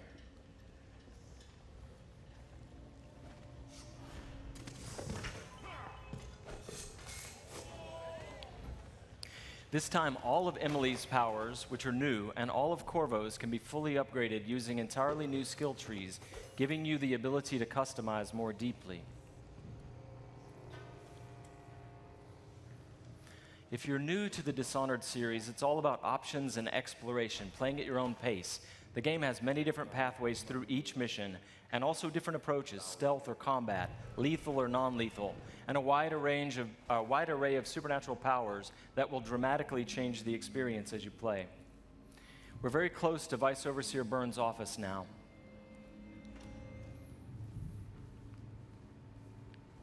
The Duke will topple soon. The Sisters of the Oracular Order have seen it, and I feel it in my bones. So this stalemate with the Howlers must be resolved. Byrne is giving a briefing using a projector. We're going to plant a stun mine and then link several of the Overseers with Emily's domino power, so that whatever happens to one of them will happen to all of them. They share the same fate. Died trying to bring power. We suffered fatal injuries. Somehow we come back the next day to fight again. Whatever witchcraft we had. Switching off the projector will attract Vice Overseer Burns' attention, and when the mine affects one Overseer, it will affect all of them. Go check, brother. Right away.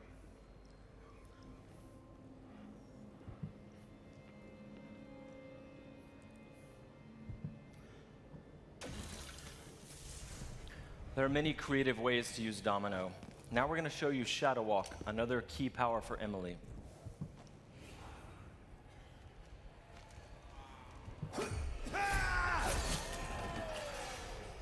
Shadow Walk is useful for stealth and combat. You saw it in the announced trailer that we made for the game, and you can fully use it in the game.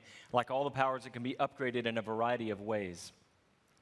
With Vice Overseer Byrne out of the picture, the leader of the Howlers will owe Emily a favor, and that's just one way to complete the Dust District mission. Before closing today, we want to demonstrate another signature environment from a mission called A Crack in the Slab. It's another example of the missions in Dishonored 2 and how they're built around big, interesting themes. This mission takes place in a ruined manor that's been sealed for several years. At the start, the outsider appears and explains that reality was warped inside this place after an occult event. Your supernatural powers won't work inside the manor, and even time behaves strangely, allowing you to travel back and forth between the ruined present and the past when the manor was lavish and refined.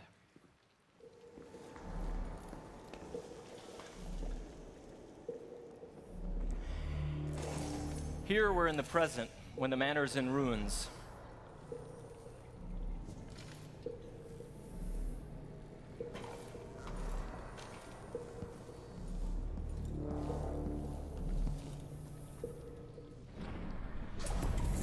Now we've moved backwards, years into the past, when the manor was still inhabited and guarded.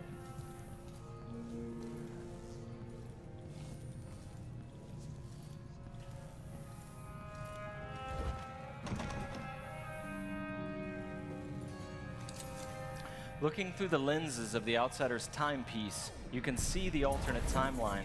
This is useful for solving puzzles, as you've seen, but it can also be used to avoid or take down enemies. You can watch enemies in the alternate timeline and then step through to execute your plans.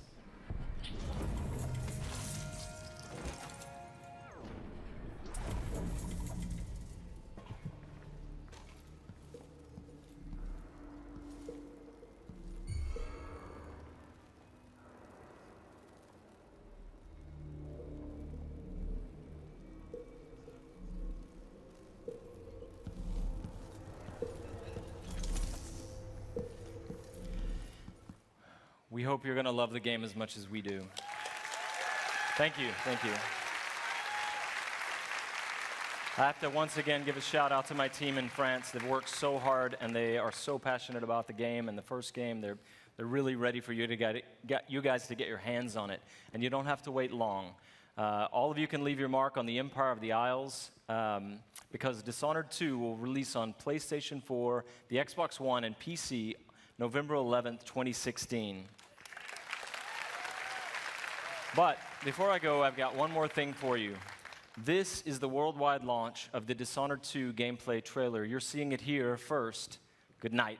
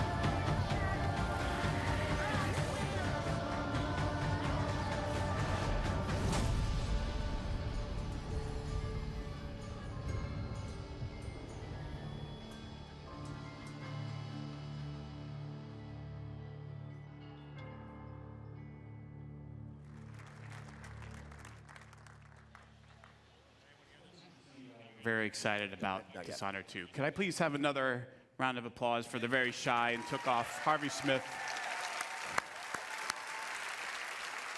and everyone at Arcane Studios. Those guys are fantastic. They've been working their butts off. Now, one of the things that Dishonored fans have been asking about a lot is whether or not we're going to do a collector's edition. So tonight, I'm happy to confirm that yes, we will be doing a limited number of Dishonored 2 collector's editions.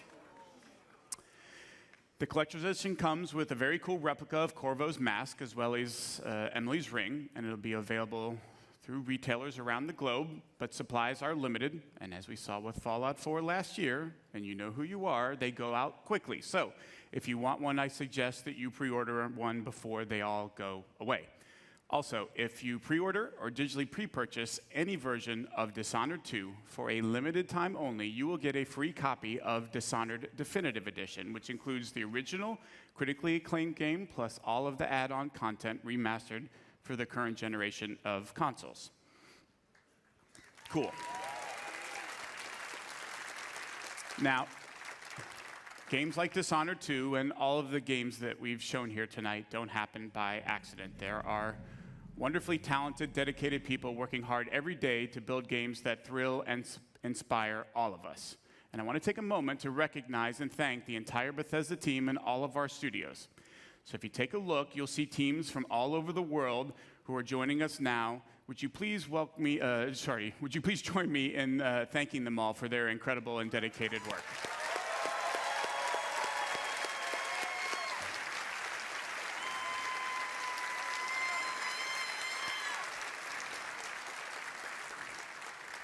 Thank you very much. That was great. So, from Quake Champions to Dishonored 2, from The Elder Scrolls Legends to Prey, plus all of the new content for Doom, The Elder Scrolls Online, Fallout 4, and Fallout Shelter, and the latest in virtual reality gaming, it should be another big year for Bethesda. Now, this has already been a great night, and we want to commemorate this moment and give you guys something special to remember it by. So for all of you here in Los Angeles, when you leave tonight, you'll get a special T-shirt.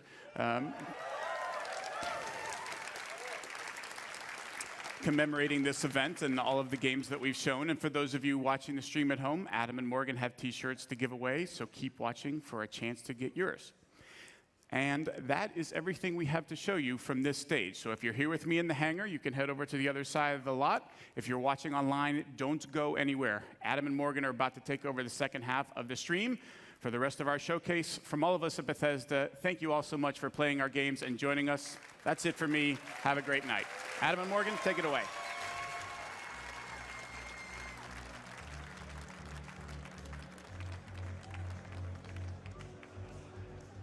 All right, thank you so much, Pete, and hello, everyone. I am Adam, along with Morgan Webb. I'll be here.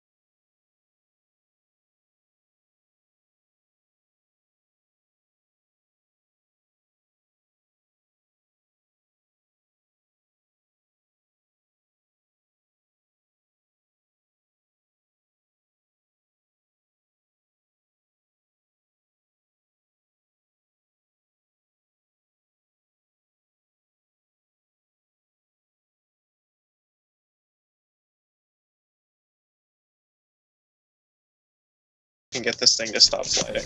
Cool. So, where do we start? I don't even know. I don't know either. That was where mind blowing. Holy shit. Can you hear us, Tom? Yeah, Okay. are we live? We are live. We are on the air, and I don't know where the hell to start. Let me go down the list of everything they announced. Let's start with that. Okay. Quake. They announced Quake right off the bat. There's a weird echo going on. Yeah. I don't know what it is. But they announced Quake, Elder Scrolls Legends, Fallout 4 DLC, Skyrim Remastered, Prey, Doom, a bunch of shit, Elder Scrolls Online, they announced a bunch of shit, Bethesda VR stuff, Doom and Fallout 4, Dishonored 2. Holy crap. It was just one right after another.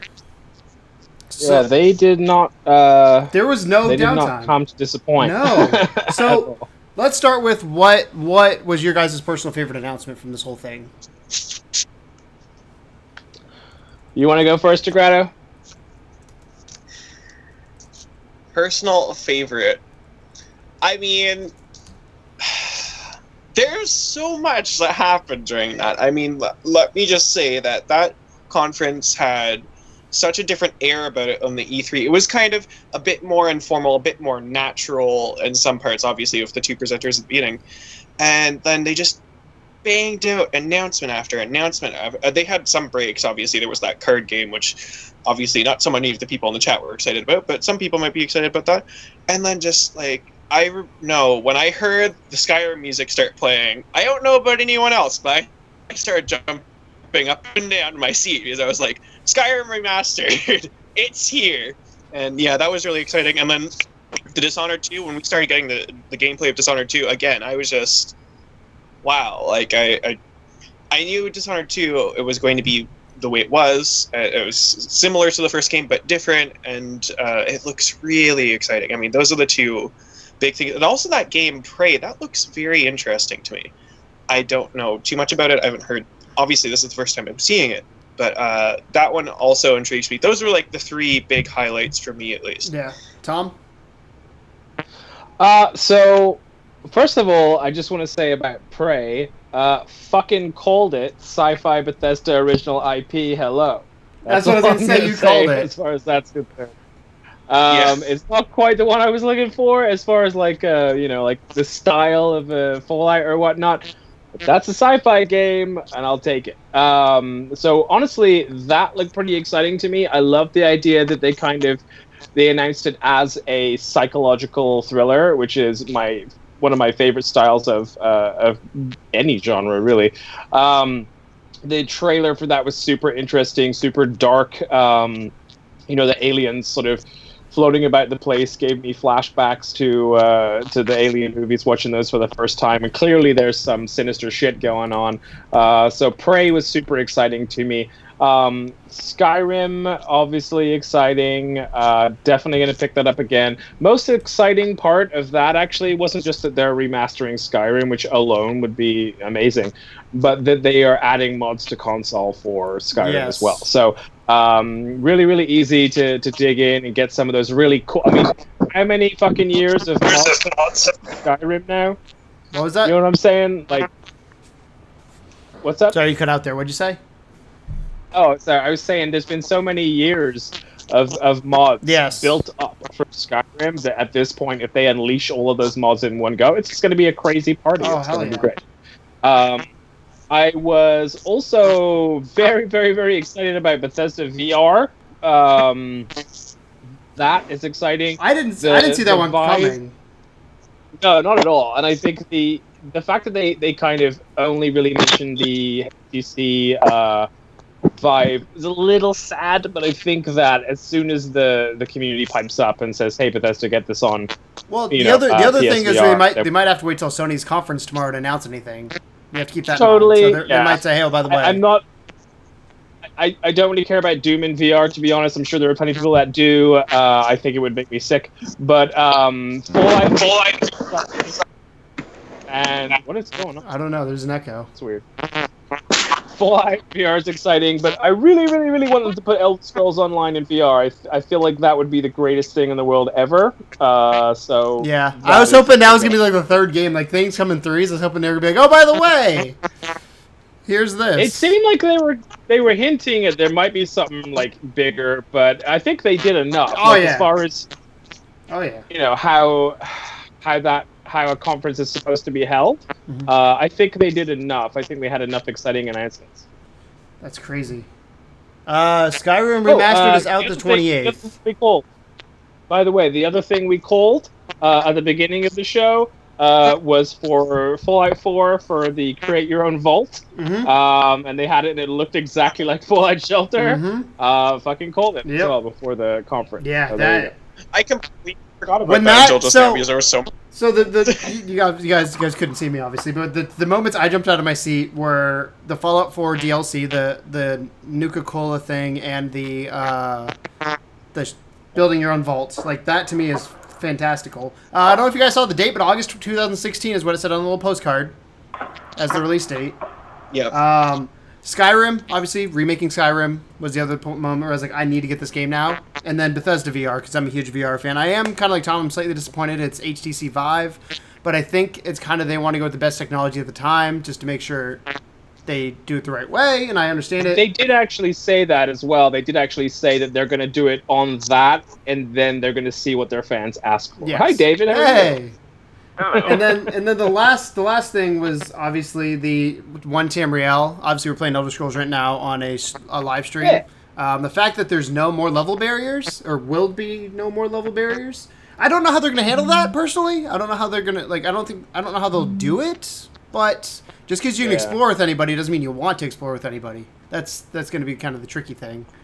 Yeah, I was wondering how they're going to pull that one off. Obviously, they've thought about it. Yeah. But it is interesting, and it's definitely a first for that genre of game. Yeah. Absolutely. So, David, what were the moments where you jumped out of your seat other than the whole damn conference? Skyrim for sure. That new sci-fi game, or Prey, actually, it's Prey. It looks amazing. The one Tom called a sci-fi. Right. I don't know if that's actually supposed to be a nod to the original Prey, or if that was a good point. The name had me confused as well. It doesn't really look like the original Prey in it, because wasn't the original Not at Prey all. with like a Native American dude on a spaceship Correct. somewhere? Maybe, maybe it is. I never know. Who knows? But it looks really cool. Whatever it is. Yes. Yeah, absolutely. Everything they know how to present their material. It was just like we kept saying it in the chat what was going on. It's like there's something coming, and you could feel it like building. There's a sense of excitement there that EA didn't have, and Right. I think a lot of it was just because it was Bethesda kind of saying, "Hey, here's the shit we have. Let us actually show you what we've got." And let us do it right. The only complaint I have is I feel like at the very end they did Dishonored a little too long. I wish they had cut it after that first gameplay, but I mean that just shows you. I'd rather have that than the opposite end of it. I'd rather have too much than not enough. Yeah. I've never seen that time shift thing before. That was cool. I think that was a big reason why they did it. Yes. They wanted to say, hey, it's not just powers, it's time shifting too, and I think they wanted to really say that at E3. Yeah, it went a little long, but I get it.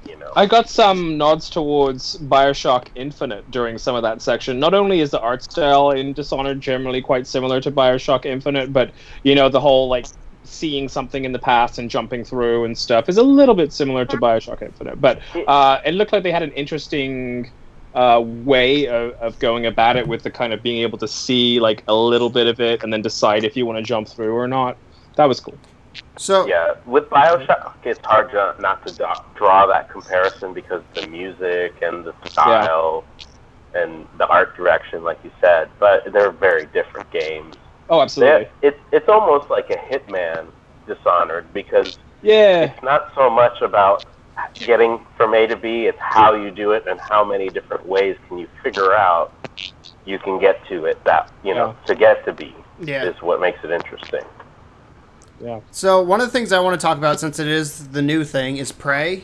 Obviously, it's in a future setting. You are, from what I gathered, you're a test subject that kind of your ship gets taken over by aliens. The year is 2032. Your key subject in an experiment station is then taken over by an alien threat. You have to use your wits, weapons, and mind-bending ability to save the day. Coming out in 2017, there will be more information at QuakeCon later this year. Honestly, that does sound like Prey. Like, I did not see that. I mean, it's weird.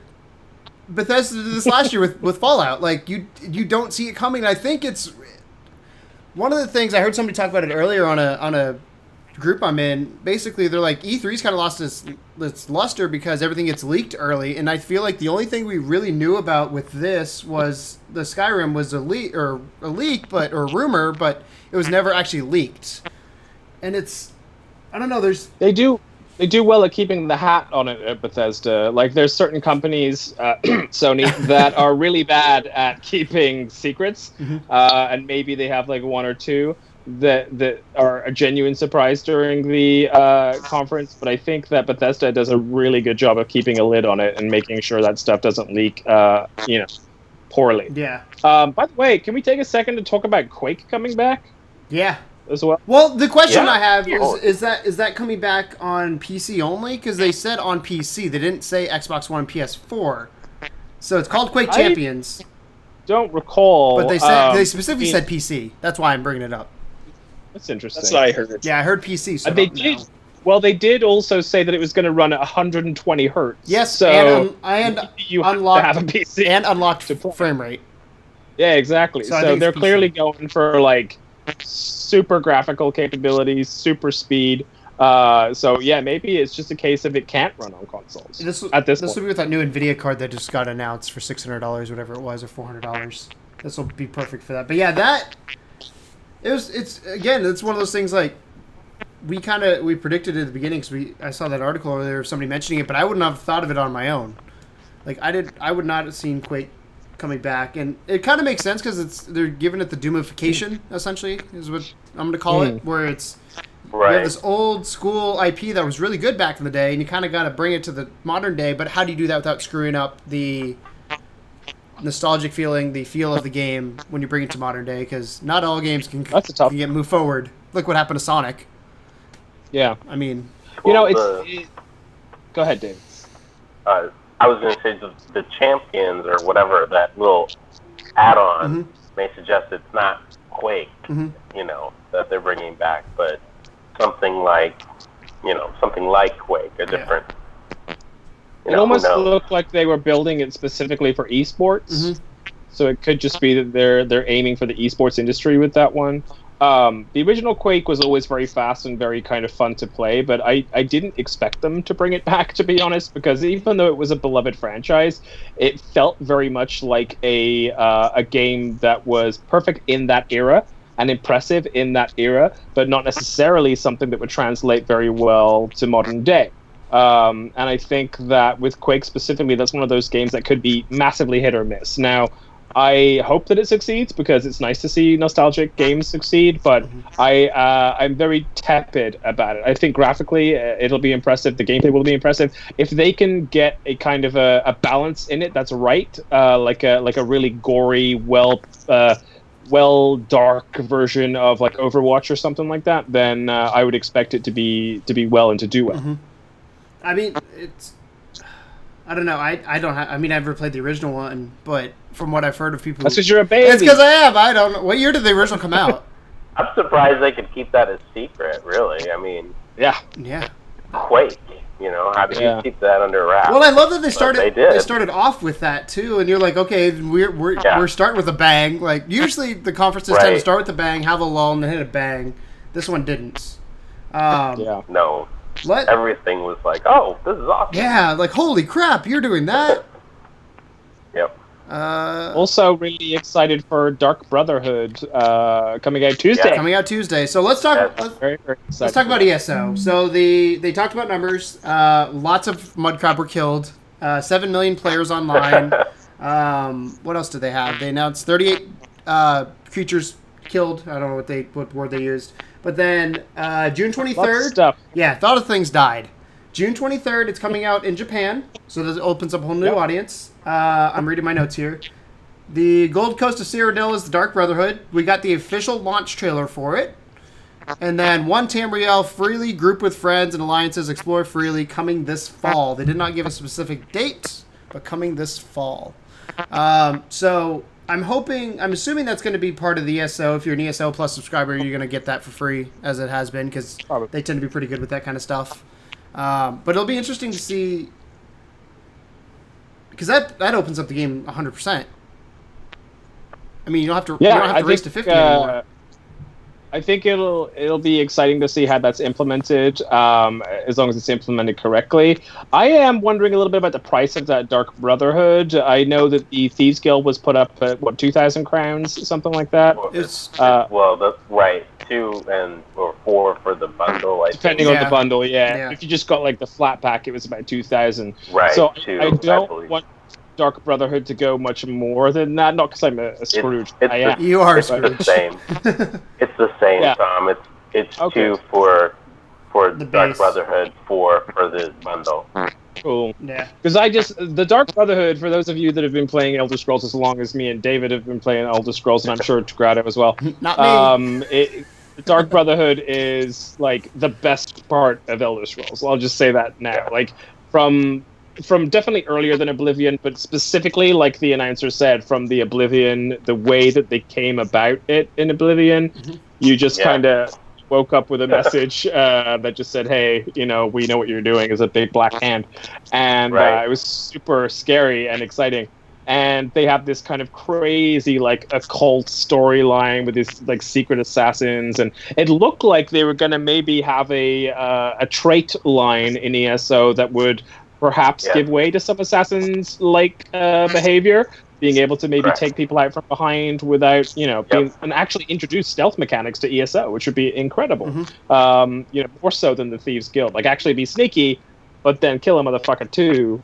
So I'm excited. Yeah, that's some of the perks that are part of that guild-specific story that's coming out. Yeah, and those of you who very cool. Those of you who watch our live streams, that we will be doing something on that when it comes out.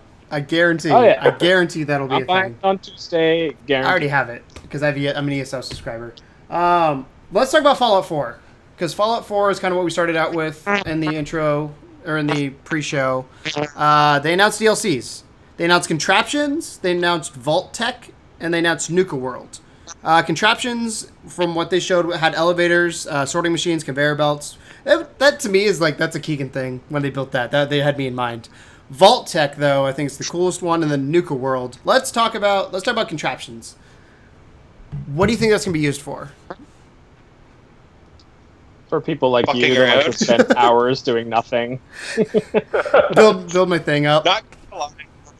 When I saw the marbles, I was like, marbles! Like, I was like, I can play marbles in Fallout. I don't know, it's just a little thing. Oh, when I saw the...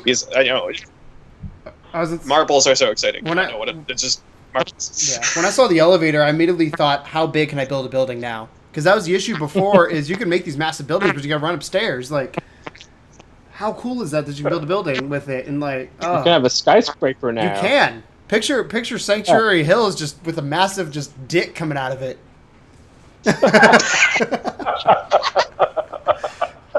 Somebody's gonna make that. Dick Hills. Of course. Man. Do you guys have any, David or Tom? You got anything to say on that? #HangDong. #HangDong. Another DLC that they announced. I don't know if this does it seem like it's all part of one, or is it 3 separate ones? I couldn't gather that from the announcement. It looked like 3 different ones. It's tough to tell. I think it's 3 separate. I think it's 3 separate. But I think the Vault one has to be a pretty big update, right? Yeah. Like that has to be a pretty big patch. Yes. Considering the amount of stuff. What I did like about that as well, aside the fact that it kind of looks like Fallout Shelter to an extent, like a weird 3D version of it, is that they do let you do tests as well on subjects. Tom's a so you can sadistic make your bastard. own, like, sick, twisted vault. So that I'm kind of excited about. That looked a lot of fun. Do you think this will get you back into Fallout? Because I've not played Fallout. I'm level 28, and I kind of stopped that game. Do you think if you got this DLC, do you think it's enough to get you back into it and play it? I don't. And here's the thing. Like, I fucking loved Fallout. The time that I had with it, it was great. I'm kind of done at this point. Like, there's only so much tweaking things that are already there that'll excite me. Like, yes, the contraption things are cool if you like building stuff. Yes, the vault stuff is cool if you like building stuff, or Fallout Shelter, of which I am kind of on the fence for both. But the chats will go in #. But the Nuka world is the only thing that would really excite me as far as like opening up a bit more. But you know, I don't even think I got all the way through the main campaign in that game. Like I got real far, but then I just kind of drifted, and ESO took over as it always does. And yeah, so I don't know. I don't think it'll bring me back in, but I'm very excited for the people that will still be there or have still been there. On top of that, I think the VR announcement for HTC Vive is going to be super exciting for those players and something for them to look forward to big time. Yeah. I mean, I'm the opposite. I think having this, because as you know, I don't know if either of you two have watched the quick bite that we did on Fallout, but I basically built a town. Like Tom, at one point, Jordan, I think Jordan was like, I give you a lot of shit, but this is impressive. Like, I spent the first 5 to 10 hours of that game building my base. Because that's what no one was expecting to see that when we saw your game. Yeah, like me and Jordan have always been like my play style is definitely very much like just run anywhere and kill everything, see what happens. Jordan is very meticulous with like updating things like the way that he likes it and everything. You are very much like I had no idea what to expect. So when you turn the game on and you've literally built fucking Sim City, I didn't know quite what to make of it. But, some people dig that. Some people really dig it. And I think for those folks, these are exciting. As I say, I'm one of those people. Like, to me, I actually might buy these, I might buy at least Vault Tech. And I'm not as sure about the contraptions one. I have to see how big it is and what's involved in it. I might wait to see what is said about it. But the Vault Tech, the Vault Tech one has me super excited. Like I said before, if that became a thing, like, I love the sim games. I love playing God in video games, and that to me is what I'm doing. Is I'm making my own little area. But the question I have for that is it its own secluded area, or do you think it's going to be integrated into the Vault 111? Like, how do you make your own vault, and where does it place? See, add that with the mods, and then you have a whole world of opportunity there. I didn't even think about that. There is one mod that lets you build vaults.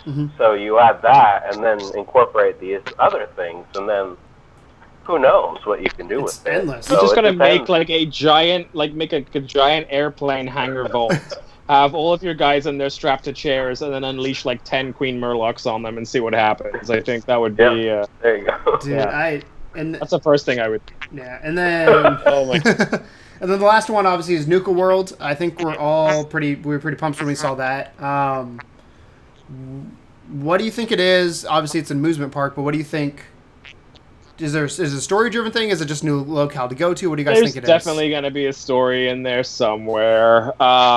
I think largely it's just a new environment to play in. It's going to be a post-apocalyptic theme park. Do you think you can ride rides? Because that would be fucking amazing. I doubt any of them are still working, but maybe. Dude, GTA style. Be cool if you made them. Oh, that would be awesome. Dude, that's Roller Coaster Tycoon there. You've got Sims, you got Roller Coaster. All you need is Fallout. If you're going to buy a game for any console, just buy Fallout, and you got all your games in there. You've got an RPG, you've got a shooter, you've got a strategy game, you've got a sim building game, I don't know what to call it. I mean, it's crazy how, we were talking before how Bethesda is really good at making really big games, but it's crazy that how they can make these big games and bring all these pieces in that seemed like they shouldn't go together, but that makes total sense when they come together. You're like, why didn't we think of that? Yeah. I mean, I think they've had years of watching the community rally around it. They've had, the one thing I do love about Bethesda is they're very, very cognizant of their fans and what their fans have kind of done to improve upon the previous titles. So they always mention, hey, because of you, we did this, or because of you, we looked at this. And they always fix the things that are going wrong because of the fans, and they will add things that they think the fans are sort of wanting. Or that the fans have made themselves because they got bored of waiting for Bethesda to do it. So it's kind of exciting that they've taken a lot of stock in what the fans have been asking for and doing, and basically just said, sure, go nuts. Here's all the stuff. Do it. That's awesome, because very few game companies, I think, do that. I mean, I'm not too back EA, but EA's changed a lot of things in Madden, I think, finally, because the community says we need to do this, and we're like, thank you, about time. And like you said, Bethesda, the only reason I picked up Fallout 4 was because you could build a town. I would not play the game otherwise. That's why I picked the game up, and then I was like, oh, there's this whole other part of the game that I can play, and I enjoyed it. But it's Bethesda, I think, is one of the few game companies that does it. They're a big game company that feels like an indie publisher at times because they're very attached to their fans, which I love. Indie publisher at heart, yes, for sure. Yes. Yeah. Let's talk about the big one at the end, Dishonored. Dishonored 2, more specifically. There's a couple there. Well, there's Dishonored in there as well. So let's start with Dishonored. They had the definitive edition that's going to come out. So people like me who have not played it can pick it up. That's already been out, buddy. That's what they're it's saying already is out. It's just coming with. Yeah. If you pre-order Dishonored 2, you get that for free. So I'm gonna do for a limited time. Yeah. Yeah. So that's actually worth it, I think. I mean, of all the pre-order bonuses that have been out there, that's a pretty fucking good one. You get it. Well, it's like Fallout. Yeah, Fallout didn't they have the for PC? They didn't have it for console, but they had the bundle pack where if you bought this edition, you got every Fallout game with it in this little nuke case. It was really cool looking. That was dope. That was I remember cool. that. Yeah, it was only PC cool. though. Us console gamers felt like peasants. But anyways, Dishonored 2. We got a gameplay trailer. We got gameplay. We got a release date.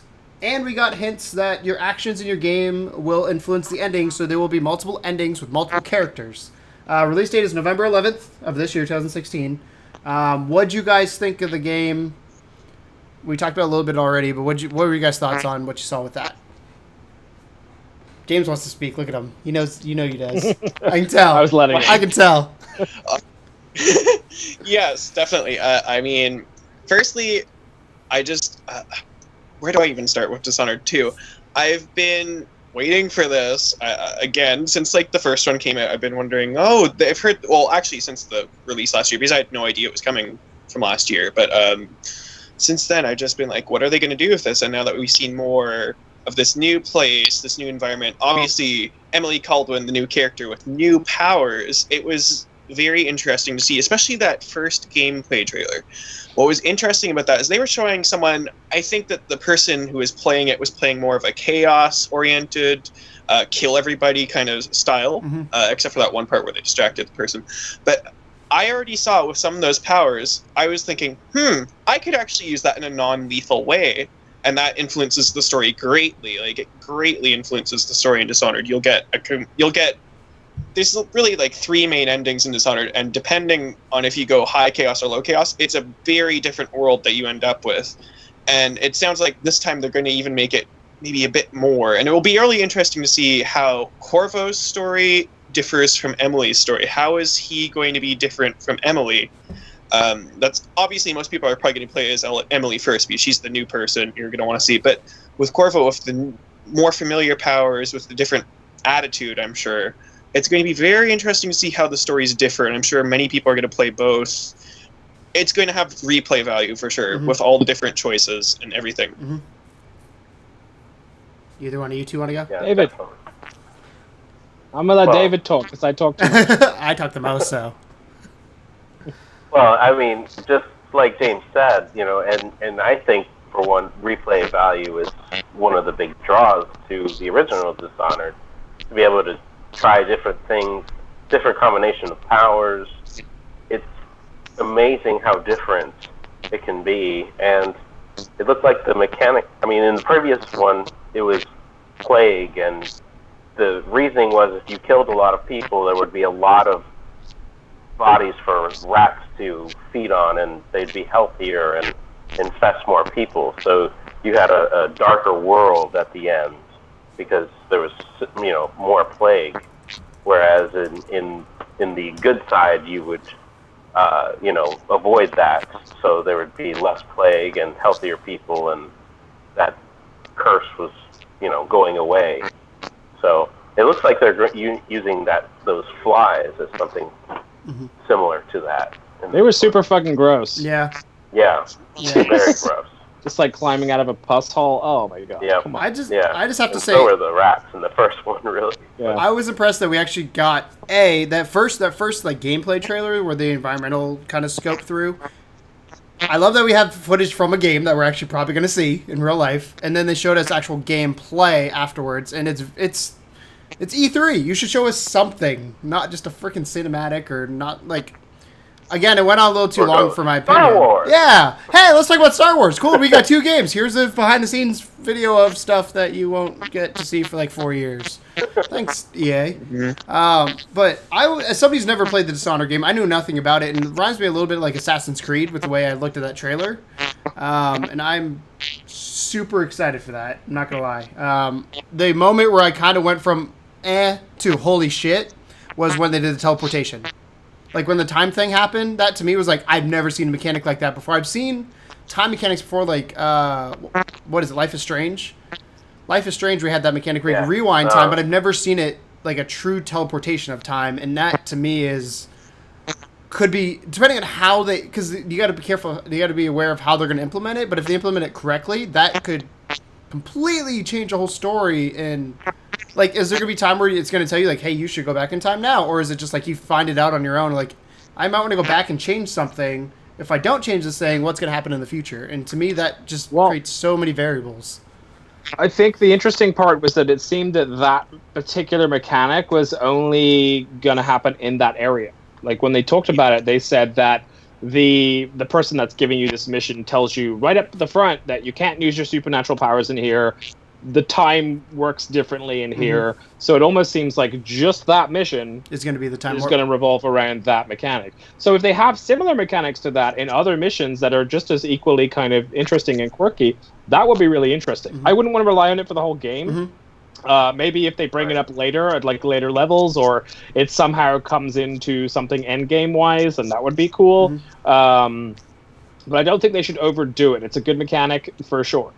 But yeah, I thought it looked really good as well. I thought I've played the original Dishonored. I enjoyed it a lot. I mentioned pre-stream my concerns with it. This one looks bigger and it looks longer, which is good. Like James mentioned, there's definitely a replay value in there having 2 characters that you can choose from that have different kind of thoughts on everything, and you know, potentially several different endings per character.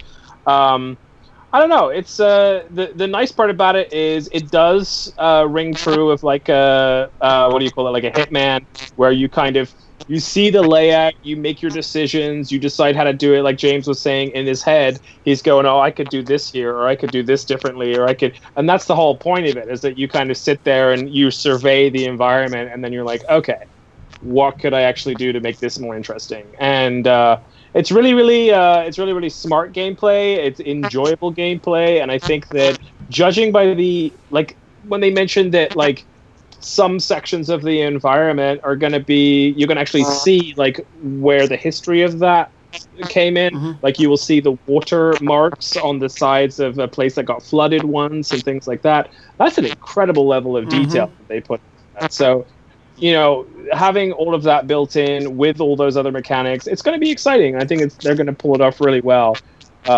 So yeah, I think that the guy playing the demo was a little weird. Like, there was the one part where he grabbed the guy and he was like cushioning, and you knew that he wanted to throw him off that ledge, and he kind of threw him, and he stumbled on the floor, so he just shot him in the ass instead. That's, you know, there was the guy playing the game, maybe not the best, but it was still enjoyable to watch nonetheless. Oh yeah, I mean, you know, it's a good demo when I was taking notes the whole time, and I stopped taking notes to watch. Like, I sat there and I was like, I need to just look at this for a second and kind of figure out what it is, because, like I said, I was intrigued at the beginning of it. I was not sold on it until, like I said, the time warping thing kind of made me go, that's a mechanic I want. But you know it's good when you're just like, okay, hold on, what's going on here?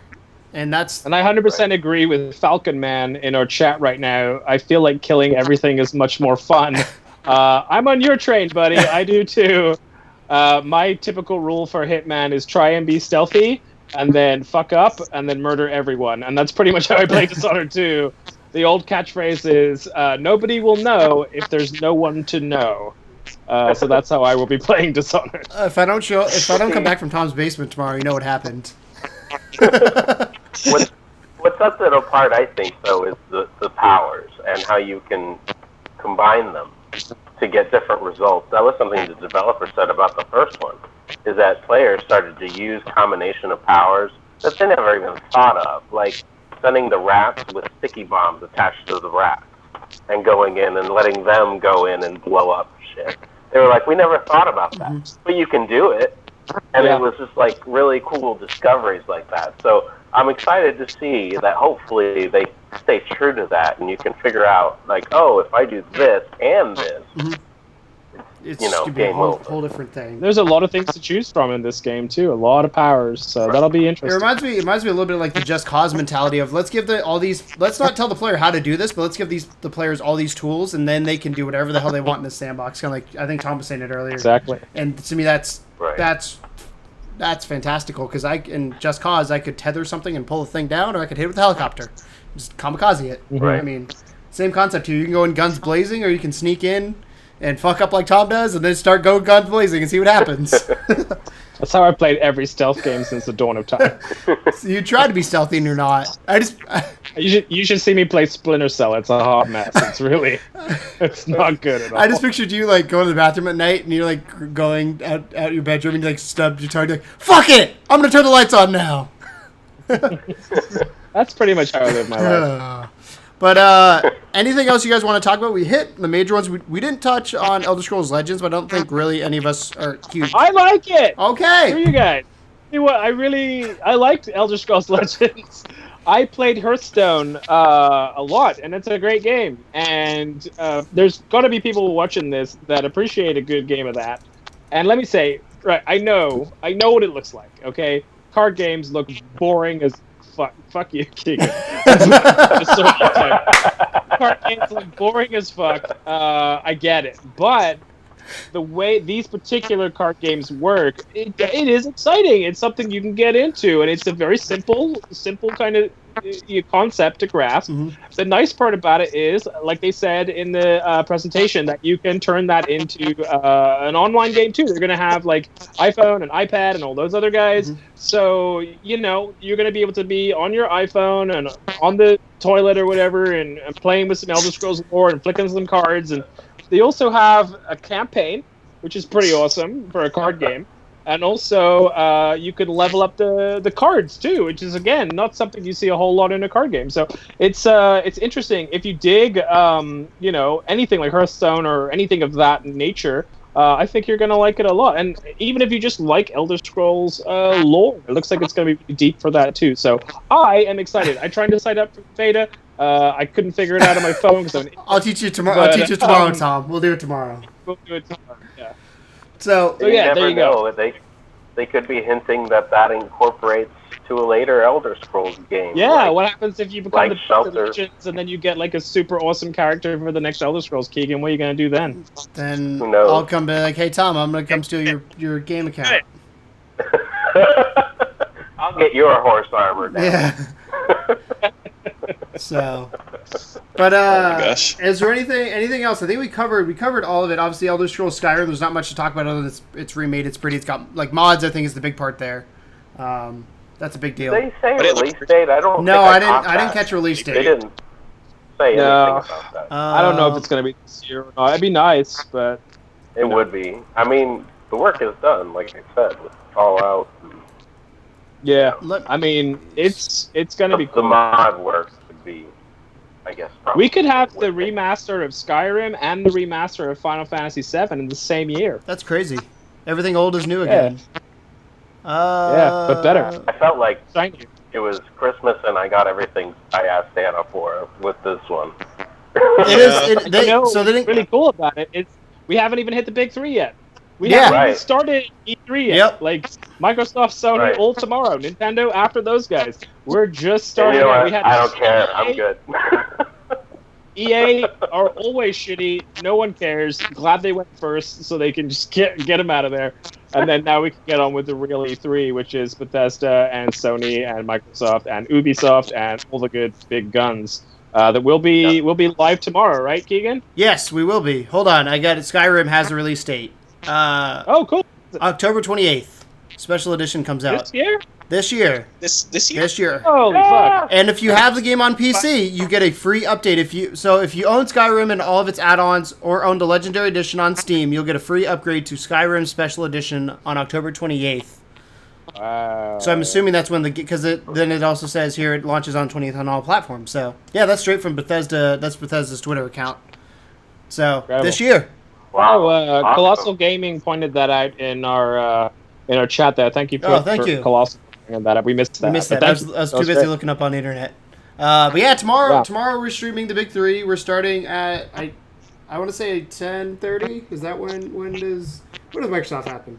We're starting at 11. We'll start the pre-show at 11. Microsoft goes on at 11:30 our time, and then PC's at 1:30, and then Ubisoft's at 3, and then my one I'm kind of most looking forward to the most is Sony at 8 o'clock that night. So pretty much the same time, a little earlier than this one started tonight. But tomorrow is going to be a hell of it. It's going to be a lot of fun. It's going to be a long day. It's going to be a lot of fun. Are we going to do the PC gaming one, or are we streaming instead? I don't know. I haven't decided yet. We're still debating it. So what we wanted to do for you guys is, for those of you that have the day off tomorrow, is to what I do for E3, because I'm, let's be honest, a lazy fat fuck. I take the whole day off and I just I binge it, but then I have nothing to do in between conferences. So what we wanted to do for you guys is have some of these post conference chats, but then also fill the couple hours in between with some streams of some games, and we're gonna basically go fucking cuckoo with it and just pick the randomest shit off my shelf. Yeah, it's gonna be a good time. Yeah. And then WWDC's tomorrow, but that's a whole different ballgame. It's a nerd week this week. That is. That's the Apple conference right in the middle of the day. Exciting for some of us, not so much for the gamers maybe, but me and Keegan are probably going to enjoy that. Maybe Dave and Greta too. But yeah, tomorrow Microsoft's at 11:30. If we do the PC one, it's at 1:30. Ubisoft's at 3, and then Sony is at, 8 our time. So the shows will start a half an hour before that, just so we have time to get all the discussion in. And so I'll put up a schedule on Twitter. Follow us at Level 2 Gamers on Twitter. That's where I'll put the schedule up, and when we go live, or in our Discord. Follow us on Discord. I'll put a link in the chat here real quick, if I can spell Discord. If you're having trouble finding a stream, we'll have all of them. Yeah, so, we'll have them all there. Hang out all day with us. Yeah. Do you guys have any final thoughts on the night tonight? I think honestly, it's gonna be hard to top this. Same thing as last year. Give me Red Dead Redemption 2. Yeah, I think I'm talking press conference wise though. I don't think Red Dead will be at a press conference. Oh, it will. No, it won't. Well, it will. Rockstar's not doing a press conference, I think so. Unless it's on. Doesn't matter. Someone's gonna sneak that fucker in. Sony snatched that bastard already. I'm telling you, it's gonna. Sony has to come up with something. It's gonna be. I bet you one of those guys has got it already. Yeah, we'll see. Yeah. Find out tomorrow. Yeah. They usually favor PlayStation, so. And it's the bigger draw right now. Rockstar does. I think this was a great conference. I think it was a solid conference. I don't think there was a lot of downtime during it. I picture some of the bigger guys doing they always have kind of a little section on indie and then a little section on this and a little section on that. And I think I think Sony knows this year it has to come out guns blazing. Because last year was a little lackluster for Sony. They had some big ones with Final Fantasy and stuff, but Microsoft are catching them. They're catching up to them, and I think Sony knows that this year they have to put their foot down and say, okay, here's the real deal. Microsoft, on the other hand, is pretty much in a place of, we got nothing to lose. Yep. Let's do it. Whatever we can to make the gamers happy. And they've been doing that progressively better year after year and actually focusing on the gamers as opposed to the stupid other things that Xboxes do. And then, of course, you have the weird and wonderful Ubisoft, who will probably hire some B-list celebrity to present the whole thing. And, and have some really interesting guys like Watch Dogs 2. I'm sure it's going to look really interesting for a minute. I'm kind of always cautious of Ubisoft from this point onwards, just because I've been let down so many times before. But it would be nice to see some interesting stuff from Ubi, and then the next day after Nintendo. Those guys always just do whatever the hell they feel like, and it's usually weird and wonderful. The Nintendo one's going to be interesting just because they don't have. I don't know what they have. Nintendo has nothing. But I think they have to show Zelda at this point. Oh, they will. They've said they will. Yeah, so they have to. They better. The Nintendo conference is just, hi guys. Hey. It's so weird. It's so weird though. And they used to be an E3, but then one day they just took their bowl and went home, and they were just nope, we're gonna do our own thing. Well, that's what EA did this year. We were talking after the last stream. It's so weird that EA decided to do their own thing, and I think it hurt them. I don't want to say it hurt them because they did the exact same fucking thing they would do if they were at E3, but I don't know.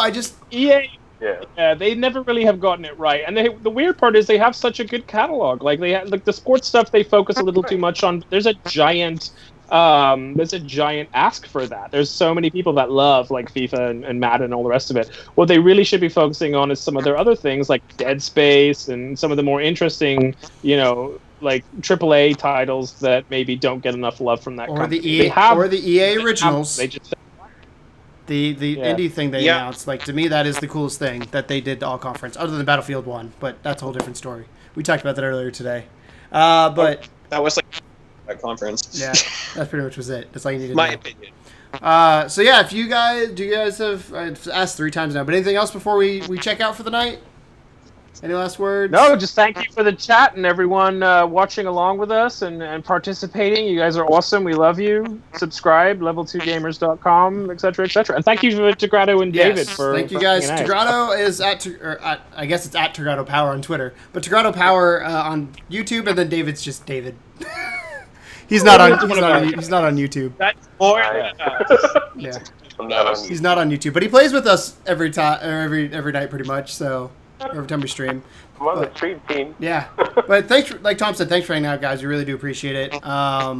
And be sure to check us out tomorrow if you have the day off from work. I know a lot of you will probably be working, but we'll be on pretty much all day. I'm living at Tom's house tomorrow. He had to get permission from his wife for me to hang out all day. It's sadly true. It's sadly true. Sadly true. So, but see this thumb? I'm under it. Right here. You know what you should do with that thumb? You should give it a thumbs up. But yeah, thank you guys so much. I wanted a third one. Okay, before this gets weird, thank you guys so much for watching, and as always, welcome to the second level. Welcome to the second level. See y'all tomorrow. Bye.